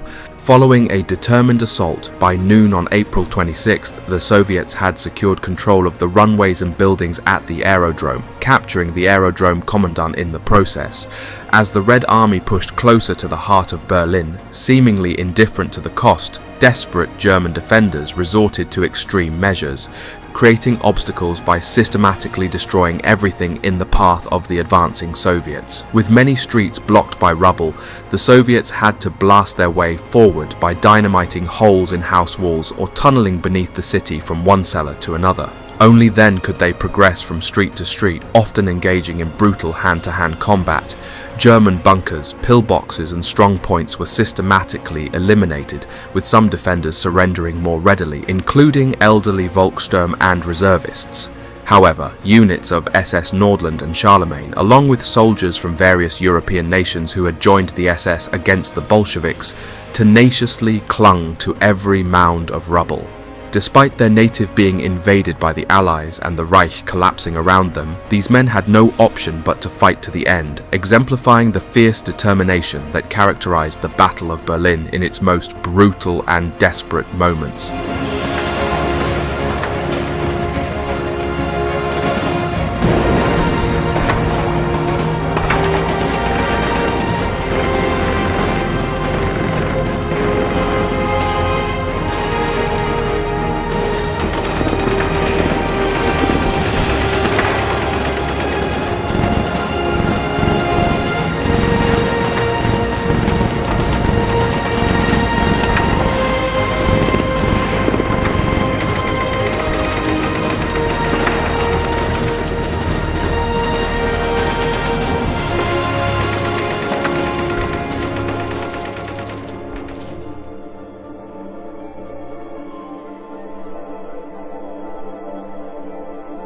As the Soviet troops closed in on the citadel, General Weidling presented an evacuation plan to Hitler during an evening meeting on April 26. Despite discussions with Goebbels, Hitler rejected the plan, expressing a steadfast desire to remain in his current location and meet his end alongside his troops. Unfazed by Hitler's decision, Weidling and his staff continued refining the evacuation plan, preparing to implement it when the right opportunity presented itself. Under intense attacks from Choykov, the German defenders of Krukenberg's Nordland division retreated across the Landwehr Canal on the night of April 26-27. As the conflict reached the citadel, new misunderstandings and communication issues emerged. The citadel had its own commander, Oberstleutnant Seifert of the Luftwaffe, overseeing the defense sector. However, the defense of the government district, including the Führerbunker and the Reichskanzlei, fell under the responsibility of SS troops led by SS Brigade Führer Wilhelm Mohnke. Mohnke considered himself not subordinate to Weidling or Seifert, but directly answerable to Hitler. Krukenberg, who independently offered his division to Mohnke, also refused to heed Weidling's authority. Living conditions within the citadel deteriorated gradually. Due to the perilous streets from ongoing artillery shelling, a significant number of civilians sought refuge in the S-Bahn tunnels. These tunnels also housed numerous injured individuals who couldn't be evacuated from the combat zone. A German lieutenant described the situation in the tunnels under the Anhalter station, stating, "The station looks like an army camp. Women and children hide in the niches. Some sit on folding chairs listening to the sounds of battle. Grenades hit the roof and cement crumbles from the ceiling. Hospital trains slowly roll by."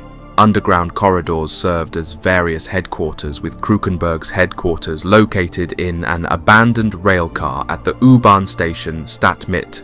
Despite lacking electric light and telephone connections, the space provided some shelter. Occasionally, artillery shells penetrated the roof, resulting in significant losses.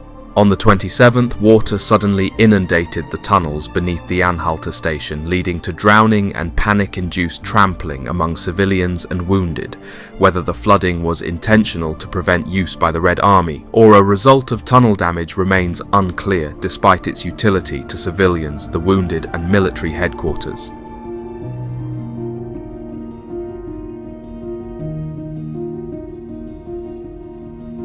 I remember the dim glow of flickering lights cast long shadows across the cold walls of the Berlin S-Bahn, where I found myself amidst a gathering of battered and injured soldiers.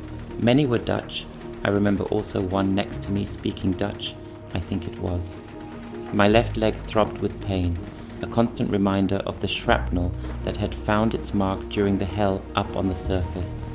Sent down into the underground railway system for medical care, I joined the ranks of wounded comrades seeking refuge from the relentless onslaught above ground. The distant echoes of explosions seemed to resonate through my injured limb as I gingerly made my way to a corner of the tunnel. The air was heavy with the scent of antiseptic, mingling with the acrid smell of smoke that wafted down from the surface. In the subdued light, I could see the faces of my fellow soldiers, each one bearing the visible and invisible scars of war. The S-Bahn, once a bustling hub of transit, had transformed into an impromptu field hospital. Medics hurriedly moved among the wounded, doing their best to provide aid in the cramped conditions. I lowered myself onto a makeshift cot, my left leg throbbing with each heartbeat. Around me, other injured soldiers groaned in pain or winced as medical personnel tended to their wounds. The sounds of distant artillery fire reverberated through the tunnels, a constant reminder that the battle still raged on above. The wounded, myself included. The fear in our eyes was mirrored by the flickering lights overhead, struggling to maintain their luminance amidst the hell of this war. Children, innocent faces stained with dust and tears, were among the displaced seeking refuge. Their presence served as a stark reminder of the toll war exacted on the most vulnerable. Despite my own pain, I couldn't help but feel a sense of responsibility for the protection and comfort of those around me. Many children missing parents, and many parents missing children. It was constant. The doors would bash open, and a new soldier would be rushed in with severe wounds, and after seeing so many horrific stains and wounds, my legs started to feel better a little bit. I guess I was lucky I was still breathing okay and was conscious.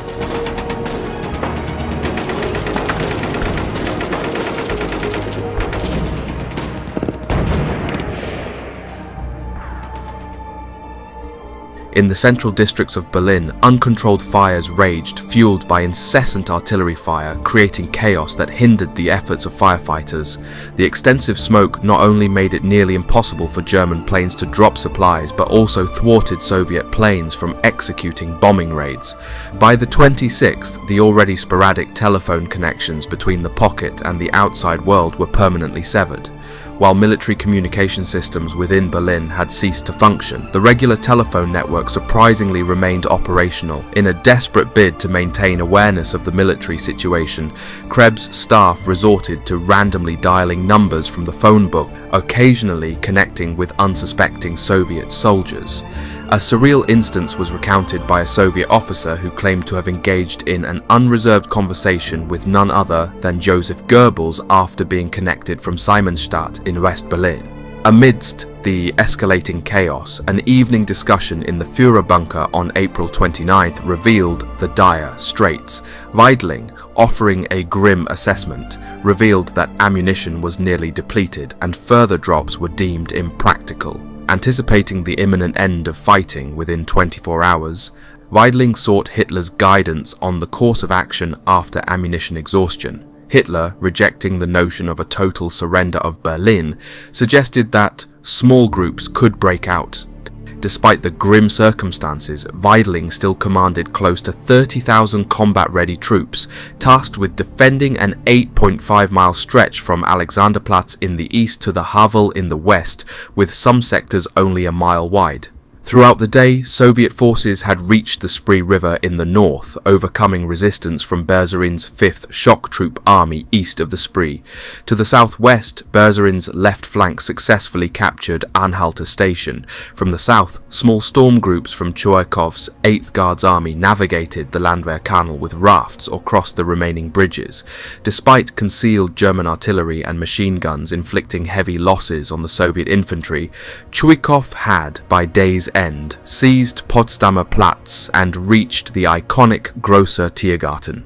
The relentless advance of the Soviet forces into the heart of Berlin marked a critical turning point, setting the stage for the final desperate moments of the Battle of Berlin. To the west, the pressure on the German lines was notably lighter, with Rauch's 18th Panzergrenadier Division holding the crucial S-Bahn line from Westend to Hohenzollern-Damm. Recognizing the strategic significance of Heerstrasse and, more critically, the bridges over the Havel at Pickelsdorf connected to this street, Rauch aimed to maintain German control over these bridges for a potential breakout. Two bridges located a few hundred yards further north also remained intact. Defending these vital points in Heerstrasse itself was a Hitler Youth Regiment, initially comprising 5,000 boys, but reduced to a mere 500 due to heavy artillery fire. Seizing on this situation, some redundant adjutants and liaison officers from the Führerbunker successfully escaped on the 29th by travelling down the Havel to the south. On April 26th, Wenck initiated a dawn attempt with the 20th Army Corps under General der Kavallerie Karl Erich Köhler. They managed to surprise the less fortified Soviet troops southwest of Potsdam, capturing numerous Red Army logistic units and workshops intact. Köhler's forces advanced to a point 15.5 miles from Berlin, establishing some contact with the Potsdam garrison. However, by April 29th, the 20th Army Corps found itself compelled to defend in the area south of Schwilowsee. Unfortunately, another planned attack by General Lieutenant Rudolf Holste's 41st Panzer Corps, originating from the Rathenau region west of Berlin, failed to materialize. This Western Front presented a mix of strategic maneuvers and unexpected challenges as German forces sought to maintain control over key points crucial for any potential breakout. The complex dynamics on this front showcased both the resilience and limitations of German efforts during the waning days of the Battle of Berlin.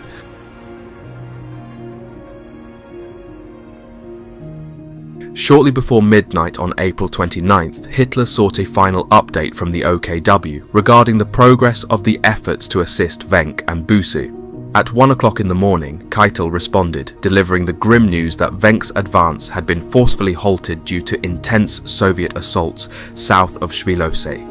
Simultaneously, Büssi's 9th Armee found itself encircled, with some elements desperately attempting a breakout to the west, and Holster's 41st Panzer Corps had shifted to a defensive stance around Rathenau. Faced with the realization that relief efforts had proven futile, Hitler was left with only one desperate recourse: suicide. The looming spectre of a significant Soviet attack on the Reichskanzlei in the early morning hours of May 1st was anticipated by Mohnke. The combined setbacks on the Western Front and the encirclement of key German forces marked a turning point, signaling the inevitable collapse of the entire regime. As the final hours of the Battle of Berlin unfolded, Hitler's decision to end his life was a symbolic admission of defeat in the face of overwhelming odds.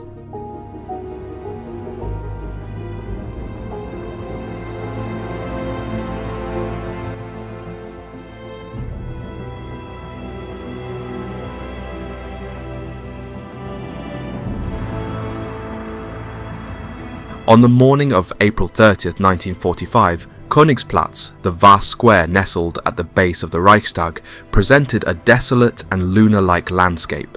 The once grand square was now marred by numerous craters and a substantial anti-tank trench, its length filled with water, creating an ominous atmosphere for one of the most poignant chapters in the Battle of Berlin. In the preceding days, Soviet infantry, backed by numerous tanks, had methodically secured control of several buildings within this symbolic enclosure. Königsplatz, centrally located in Berlin's diplomatic district, had undergone a radical transformation, rendered unrecognizable by the devastation wrought by artillery and bombing. The Red Army, cognizant of the need to minimize losses in tanks and infantry, meticulously planned the takeover of strategic points, including the nearby Moltke Bridge and the Ministry of the Interior.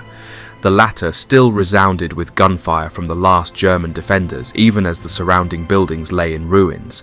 The operation, while successful, had exacted a toll on the Soviet High Command, resulting in considerable casualties. As the shots from the beleaguered Ministry of the Interior persisted, the stage was set for the decisive and final assault on Königsplatz. The square, witness to the relentless and brutal engagements of the Battle of Berlin, stood as a somber testament to the cost of this protracted and devastating conflict. Huddled within the craters that pockmarked Königsplatz, German soldiers braced themselves for the imminent Soviet assault. With the first light of day, accompanied by a relentless rain from the overcast sky, nervous hands meticulously inspected the weapons that would soon confront the impending Russian onslaught. The MP-40s, weathered by the passage of time and the harsh conditions of battle, seemed to have lost some of their initial luster. Brave soldiers gazed at the patina adorning the metallic surface of their weapons, as if it were a earned decoration, a testament to their endurance on the front lines, remaining steadfast until the bitter end. As some verified the correct functioning of the trigger mechanisms, others stood ready to load ammunition. Each weapon held 32 cartridges, a crucial lifeline at the impending moment of truth. The more seasoned soldiers, drawing from their experience, knew that to avoid issues with the weapon, it was more prudent to load 30 rounds, as some comrades, betrayed by the capricious loading system, were no longer present. Approximately 5,000 men positioned in the Reichstag sector listened to the terrifying symphony emanating from the other side of the River Spree. The Moltke Bridge, a vital pathway for Russian armoured units, spanned the wide river and echoed with the ominous roar of approaching Soviet T-34s. The German defenders soon spotted the silhouettes of these tanks on the street leading to Königsplatz. Amidst the smoke and dust shrouding the capital, these steel behemoths advanced cautiously, their crews having learned that recklessness on Berlin's unforgiving streets led to swift demise. Suddenly, the air is filled with several streaks of death, German Panzerfaust rockets soaring towards the approaching enemy tanks. In a matter of moments, a barrage of explosions resounds, marking the success of a daring German at the forefront who has skillfully hit the target. The shaped charge projectiles, capable of dismantling the formidable Soviet tanks like mere tin toys, engulf the armoured giants in flames. The initial cheers of the defenders blend with the anguished cries of the wounded as the courageous German tank hunters, in their retreat towards the Reichstag, fall under the relentless fire from the advancing Russian forces. Despite the ferocious resistance mounted by the Germans, an increasing number of Soviet tanks continue to forge ahead toward the Reichstag. Accompanied by infantry groups, these colossal monsters rumble forward, unleashing the thunderous roar of their powerful cannons incessantly. The ground seems to tremble as if on the verge of breaking apart. The T-34s and formidable KV-1s violently breach Königsplatz, their menacing presence just a step away from claiming victory in this harrowing chapter of the Battle of Berlin. Brutal hand-to-hand combat erupts as the Soviet infantry, fueled by an unprecedented determination to secure victory, clashes with the exhausted German defenders in the square. Emerging from their craters or taking cover behind the makeshift bulwark, German soldiers extend their weapons aimed at the surging tide of brown-clad adversaries. Hundreds of Russian soldiers unleash a relentless barrage of gunfire, recognizing their numerical superiority over the worn-out defenders. Above their heads, dozens of shells are launched from artillery and tanks, creating a storm of steel and destruction to shield their advancing comrades. The Wehrmacht and Waffen SS infantry engage in a relentless exchange of fire to repel the enemy's assaults. The familiar sound of the MP-40 submachine guns resonates, singing their death hymn. Skilled combatants empty one cartridge after another, their fingers pressed against the triggers, with 30 cartridges lasting less than 5 seconds. Soon, the customary calls for assistance and ammunition echo through the chaos, wounded soldiers and miraculously unharmed shooters making their urgent requests. The Soviet forces managed to breach into the first lines of trenches, but not without paying a steep toll in human lives, not to mention the losses of formidable tanks.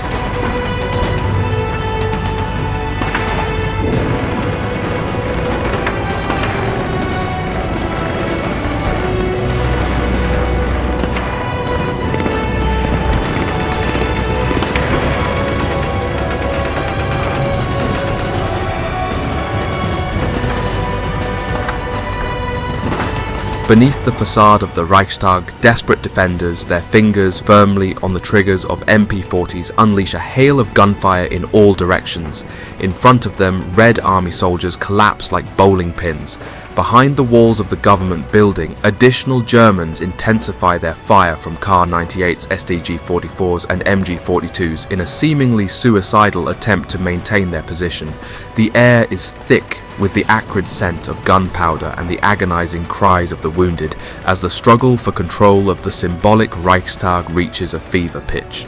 The basements of the Reichstag emanate the unmistakable stench of death. Crowded with wounded individuals, the dimly lit space offers little visibility for administering first aid to those arriving crushed from the battlefield, and even less for surgical interventions. The innards of the colossal building, mutilated by relentless artillery fire, have transformed into a scene of true carnage. Even the dimness down there cannot conceal the heart-wrenching tableau witnessed by dozens of men, some determined to fight until the end, others teetering on the brink of losing their sanity. As time passes, the battle escalates to unforeseen heights. A desperate request is made to the anti-aircraft tower of the zoo to sweep the entire length of Königsplatz with its powerful cannons, and it is granted. The moment arrives, the deafening whistle of large-caliber shells approaching from the western end of the nearby Tiergarten Park. Soil geysers capable of concealing a building erupt from the ground with murderous fury. The Soviet infantry is flung through the air like rag dolls. Even the Russian tanks, weighing several tons, are propelled into the sky only to crash down again, transformed into glittering scrap metal and human remains. The relentless barrage delivers a brief respite for the beleaguered German defenders, turning Königsplatz into an otherworldly landscape of devastation. As night descended, the forward lines of the Red Army achieved a breakthrough, successfully breaching the defences of the Reichstag. Outside, the scene bore witness to utter devastation. Hundreds of corpses, arranged in grotesque postures, lay side by side. Their weapons, steadfast companions until the final breath, still emitted smoke from their barrels. These arms had toiled ceaselessly since the early hours of the morning, the lifeless bodies of Russians and Germans, enemies until a moment ago, now embarked on the journey to eternity together. Several PPSH-41 and MP-40 submachine guns, discarded on the muddy ground of Königsplatz, were eagerly picked up by Red Army soldiers who would imminently receive the command to storm the Reichstag. Behind its formidable walls, it was more fitting to face the enemy armed with a submachine gun than with a simple bolt-action Mosin Nagant rifle. The weapons, having exchanged hands, were now poised to play a role in the final chapter of the Battle of Berlin within the historic confines of the Reichstag. In the early hours of the first day of May, the relentless battle persisted without respite. Inside the Reichstag, the conflict unfolded in the narrow corridors, staircases, and dimly lit basements. It was an all-encompassing war, fought room by room, where the echoes of gunfire and the anguished cries of the wounded reverberated through the once hallowed halls. Hand-to-hand combat became inevitable in the claustrophobic and dimly lit spaces of the historic government building. Those who defended the Reichstag knew that they were in a dire situation, with their backs against the wall and expecting no mercy from the advancing Russian forces. Their only option was to endure until the bitter end. Fanaticism, once rooted in ideologies, had now boiled down to a desperate attempt to preserve one's own life. In the grim and desperate struggle, defenders resorted to shooting at point-blank range against every Soviet soldier who entered, even if it meant doing so alongside wounded or dying comrades. The corridors of the Reichstag became a battleground where survival trumped all else, and the struggle for every inch of ground was marked by the intense desperation of those fighting for their lives. In every room of the Reichstag, a fortress emerges, a stronghold defended by men desperate to eke out one more day. The attempt to raise the Soviet flag atop the Reichstag exacts a heavy toll on the Red Army. Each room seized by force resulted in a bloodbath for Stalin's troops. Despite the staggering cost, Soviet commanders persist in throwing more men into the grim building that has become a nightmarish meat grinder. Shattered by shells, the place is illuminated only by candles, lamps, and the intermittent flashes and explosions of hand grenades. Electricity, a distant luxury, is nowhere to be found. Throughout the day, amid the Red Army's relentless efforts to vanquish their eternal foe, fierce battles unfold behind the damaged Reichstag walls. Wehrmacht and Waffen SS units stationed there resist and counterattack, many of which are Latvian, French, and other nationalities. The soundtrack of the day is defined by the clatter of submachine guns and exploding grenades. A carpet of spent 9mm shells lines the path of the last guardians of the Third Reich's political symbol. Numerous MP-40s continue to punctuate the darkness, joining the deafening symphony alongside STG-44 assault rifles and German Lugers. On the other side, Russian infantry systematically clear rooms almost blindly amid the thick smoke that pervades every corner of the basement. The intense odour of death, explosives and burnt gunpowder saturates the lungs of those still alive, pressing them to persist in the fight. The claustrophobic and dimly lit chambers become a battleground where survival takes precedence, and the struggle for every inch of ground is marked by the relentless determination of those fighting for their lives.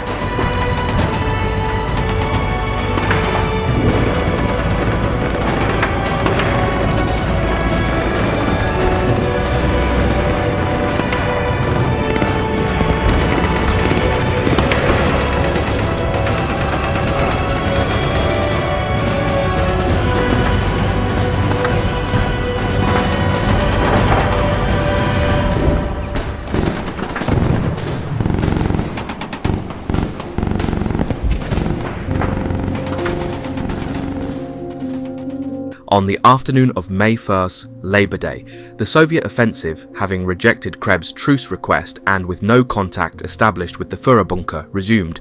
Tchuikov's corps launched an attack after a heavy artillery bombardment on the Zoo defences, where the flak tower was operational, firing at Soviet troops in the southeast and at the Reichstag. Since the tower could withstand direct hits, the Soviets opted for a surrender proposal on April 30th, assuring the safety of German soldiers. Late on May 1st, the Germans accepted the offer, surrendering at midnight. South and west of the Zoo, Mummert's Müncheberg division defended the area. On the night of May 1st to 2, scouts discovered weak Soviet troops in Spandau, hinting at a potential breakout. Despite suggestions for a westward escape, Mohnke decided on a northward break towards the flak tower in Humboldthain. On the evening of May 1st, Weidling informed officers and NCOs of Hitler's suicide, relieving them of their personal oath. Negotiations with the Soviets were planned post-midnight, with breakout attempts before. While the flak tower surrendered, General Major Otto Seelow of 1 Flak Division attempted a breakout from the zoo late on May 1st.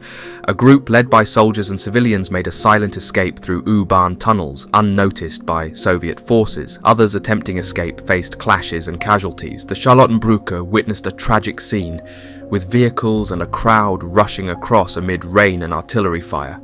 Following Weidling's radio message to the Soviets about sending another envoy, Theodor von Doffing, along with an interpreter, approached the Soviet lines on the Landwehrkanal at approximately 1 a.m. on May 2nd. An agreement was reached with Zhukov, determining Weidling's surrender at 6 a.m. and his troops an hour later. Contrary to the expected time at 5 a.m. using Moscow time, Weidling was picked up and taken to Zhukov's headquarters. Accompanying Weidling were retired generals Kurt Wojtasch and Walter Schmid-Dankwart, who had volunteered in April 1945 to aid in the defense organization. At Zhukov's headquarters, Weidling drafted his surrender order for the Berlin garrison, emphasizing Hitler's abandonment of his soldiers through suicide and urging an immediate end to all opposition. The message was recorded for broadcast via propaganda vehicles near the remaining pockets of resistance, although the directive stipulated that all hostilities cease at 1 p.m. The last German troops didn't surrender until 5 p.m. Many soldiers, unable to escape to the west, became prisoners of war after Berlin's fall to the Red Army. Contributing to this was Weihnachts 12. Army moving away from Berlin, preventing the majority of German troops from joining Wenk or reaching the Elbe with the hope of surrendering to the British or Americans. General Major Seelow's unit, numbering several thousand, surrendered west of Berlin on May 3rd. Krukenberg, who initially hid in North Berlin, eventually surrendered to the Soviets. Monke's group, reaching the flak tower in Humboldt-Hain, decided to surrender around 8 p.m. upon learning of Weidling's capitulation in a nearby brewery. In the final days of Berlin, the Red Army, despite its numerical and technological superiority, suffered significant losses due to hasty and careless attacks. Some units, led by Marshal Konev, witnessed the loss of every officer. Infantry units of the 2nd Guards Tank Army reported staggering casualties of up to 95%. Street fighting took a heavy toll on tank brigades, leading to substantial losses. The Battle of Berlin resulted in around 80,000 Soviet casualties, with 275,000 soldiers injured. The Soviets claimed losses of 2,056 tanks, self-propelled guns, 1,220 cannons and mortars, and 527 aircraft. However, actual losses may have been higher. The Soviets reported around 70,000 prisoners of war in Berlin, including a significant number of civilians, including women, sent to labor camps in the Soviet Union. The uniform type did not matter. Even firefighters and railway officials were included. Estimating German casualties is challenging, but surveys conducted shortly after the war suggest over 22,000 civilian deaths in central Berlin and a similar number of killed soldiers. Including suburbs, the German casualty figure is estimated at around 106,000. Helmuth Weidling, who commanded Berlin's defense for 9 days, faced a military tribunal in Moscow in 1952 and was sentenced to 25 years for alleged war crimes. He died in a prison in Vladimir, east of Moscow, on November 17, 1955. Werner Mummert, former Müncheberg division commander, died on January 28, 1950 in Shuya, northeast of Moscow. Generals like Gustav Krukenberg, Wilhelm Mohne, Josef Rauch and Otto Seelow were sentenced to 25 years but returned to Germany in October 1955. Less prominent officers like Wojtasch and Schmid-Dankwart volunteered for Weidling's staff and were released in 1949. Weidling's chiefs of staff, Hans Reffior and Theodor von Doffing, eventually returned to Germany. Most prisoners of war in lower ranks were released by the late 1940s, and those labelled as war criminals by the Soviets saw Germany again in 1956. Prisoners of war held by the Americans or British generally had more tolerable conditions and shorter durations. Senior officers, not extradited to the Soviets and without war crimes convictions, were usually released after 2 or 3 years. Theodor Busse, Gotthard Heinrici, Hasso von Manteuffel, Felix Steiner and Walter Wenck all returned from captivity in 1947 or 1948. The toll exacted on the civilian population during this time of conflict is profound, extending far beyond the grim statistics of death to encompass a landscape of enduring suffering. Nowhere was this more evident than in the aftermath of World War II, where the German civilian population bore witness to unprecedented levels of trauma. The magnitude of this devastation is reflected in the staggering number of reported sexual assault cases in and around Berlin, with estimates suggesting that nearly 2 million German women fell victim to such heinous acts. One harrowing snapshot of the consequences unfolded in the heart of Berlin in August 1945, where the plight of the civilian populace reached a tragic scenario. Out of 2,204 children born, a chilling 1,104 did not survive their infancy.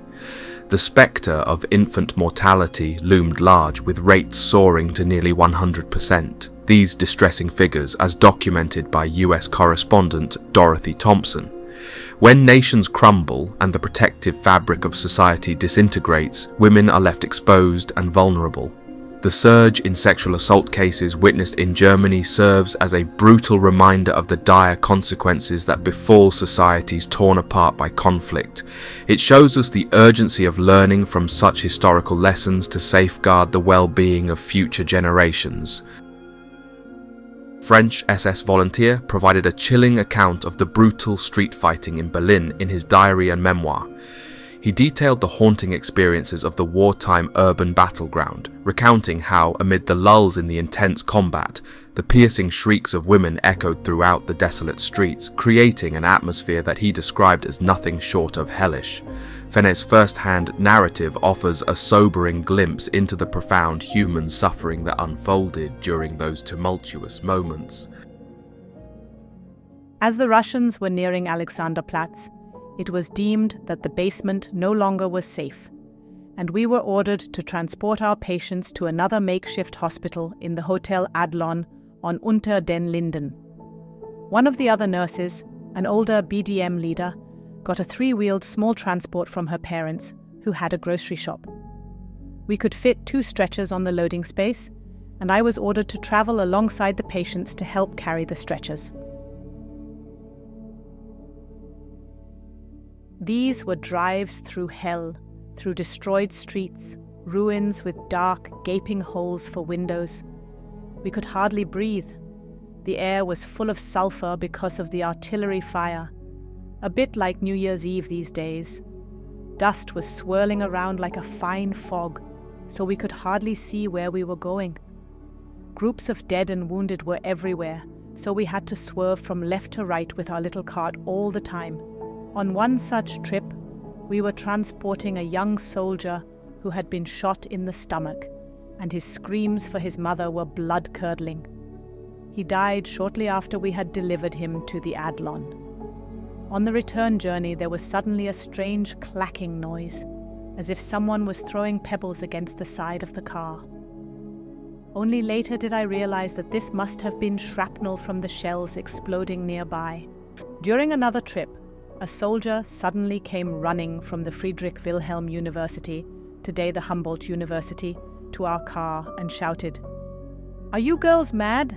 You are being shot at. You can't just drive through here." We carried on nevertheless, only to find out upon arrival at the Rotz Rathaus that the hospital had been evacuated and the basement was empty. Someone told my friend Uschi that the nearby university would be safe for the time being, so we went there. We spent the night in the basement of the university, sleeping on the old books that had been stored there for safekeeping. We were joined by soldiers and other civilians who had fled to the university. It was a long night. All around us was the noise of the battle, and I was worried for my parents who did not know where I was or what had happened to me.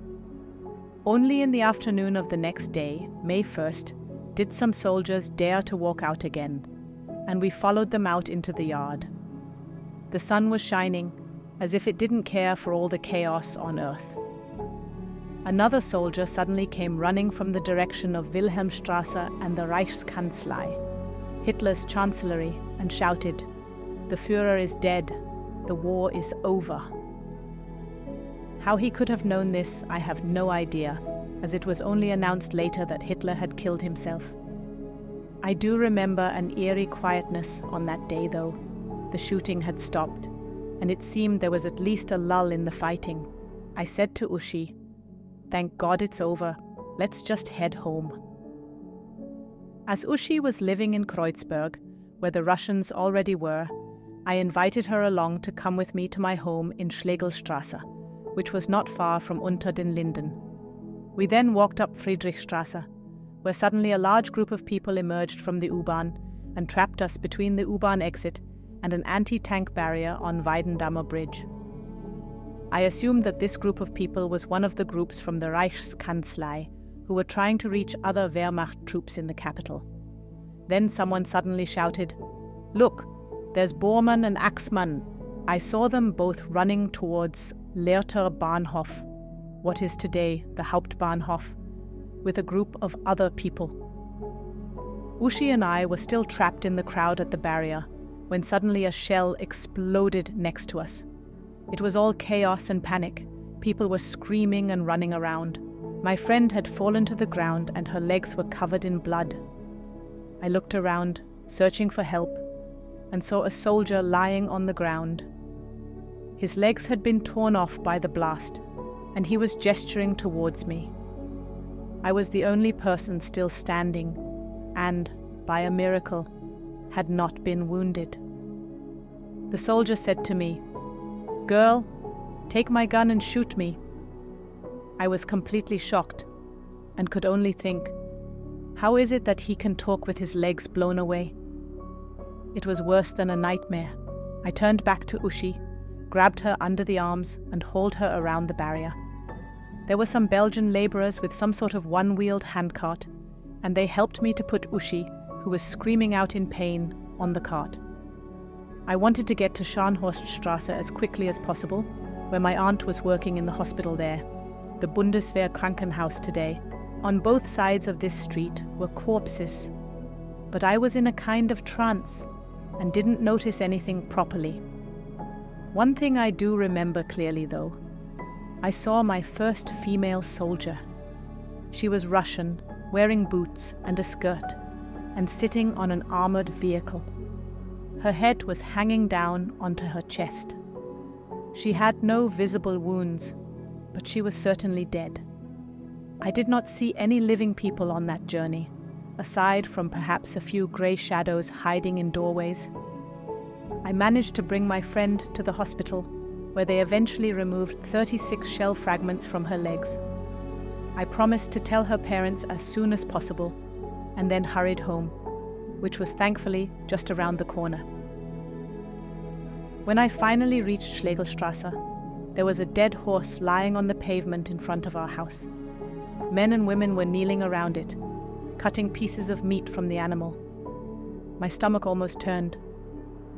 I went into our basement and into the arms of my mother, who was relieved to have me back alive.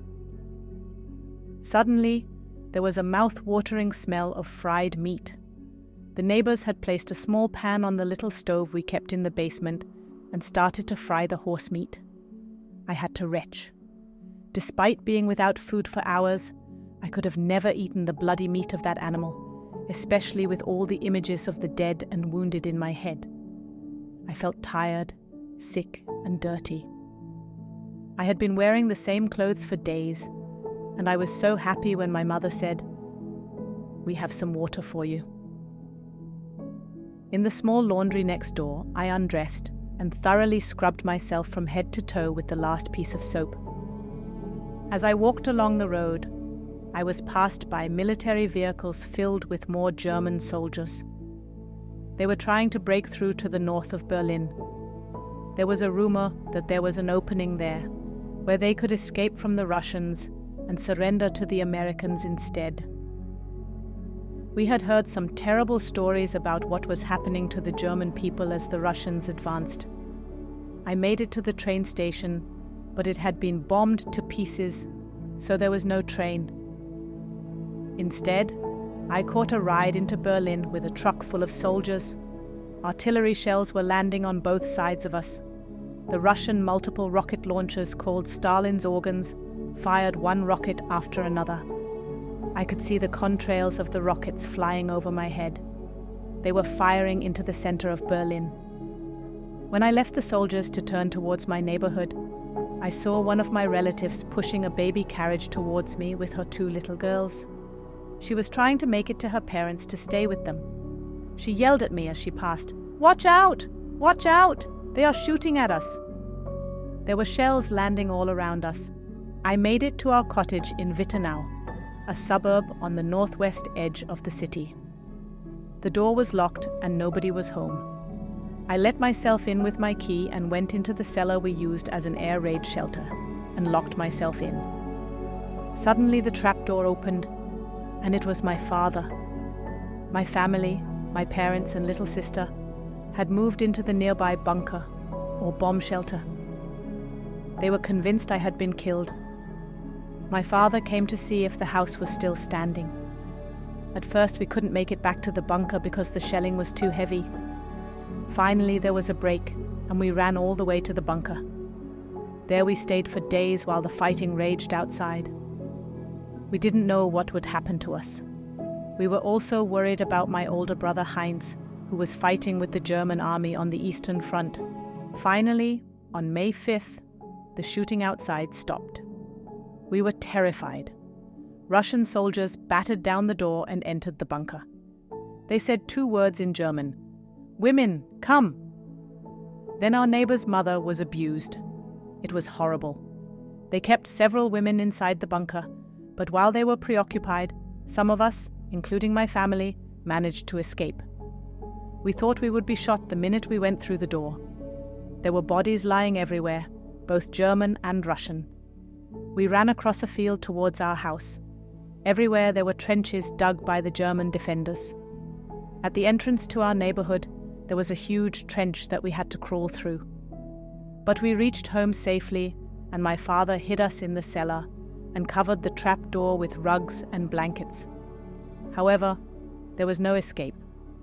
I prefer not to talk about what happened when the Russians arrived at our house and discovered us, because it is too painful.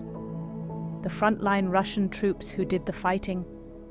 As a woman, you didn't have to be afraid of them. They shot every man they saw, even old men and young boys, but they left the women alone. It was the ones who came afterwards, the second echelon, who were the worst. They did all the abuse and plundering. They went through all the houses and took whatever they wanted. They stripped homes of every single possession, right down to the toilets. After 2 months of Russian occupation, Berlin was partitioned into 4 zones, each controlled by the British, American, French, and Russians. My neighborhood ended up in the French zone. But while the transfer was taking place, there was one 2-day period when nobody was in charge. During those 2 days, the Russians seized the opportunity to round up 50,000 people for deportation to prison camps. My father had been too old to join the armed forces. He was 48 years old and a naval veteran from the First War. But because he had served as an air warden for our neighborhood, the Russians considered him a Nazi official. On August 10th, my father was ordered to report to the local police station. Then 2 men came to the door and told my mother and me to bring a suitcase full of his clothing, as he was being taken into the country to help with the fall harvest. Hastily, we packed the suitcase and took it to the police station. At the rear of the station, we could see men being loaded into the backs of trucks and driven away. People were crying and calling out to each other. I jumped on my bicycle and followed the trucks, along with hundreds of other people who were frantically trying to see where the trucks were going. Eventually, the Russians drove the crowds back with gunfire. I never saw my dear father again.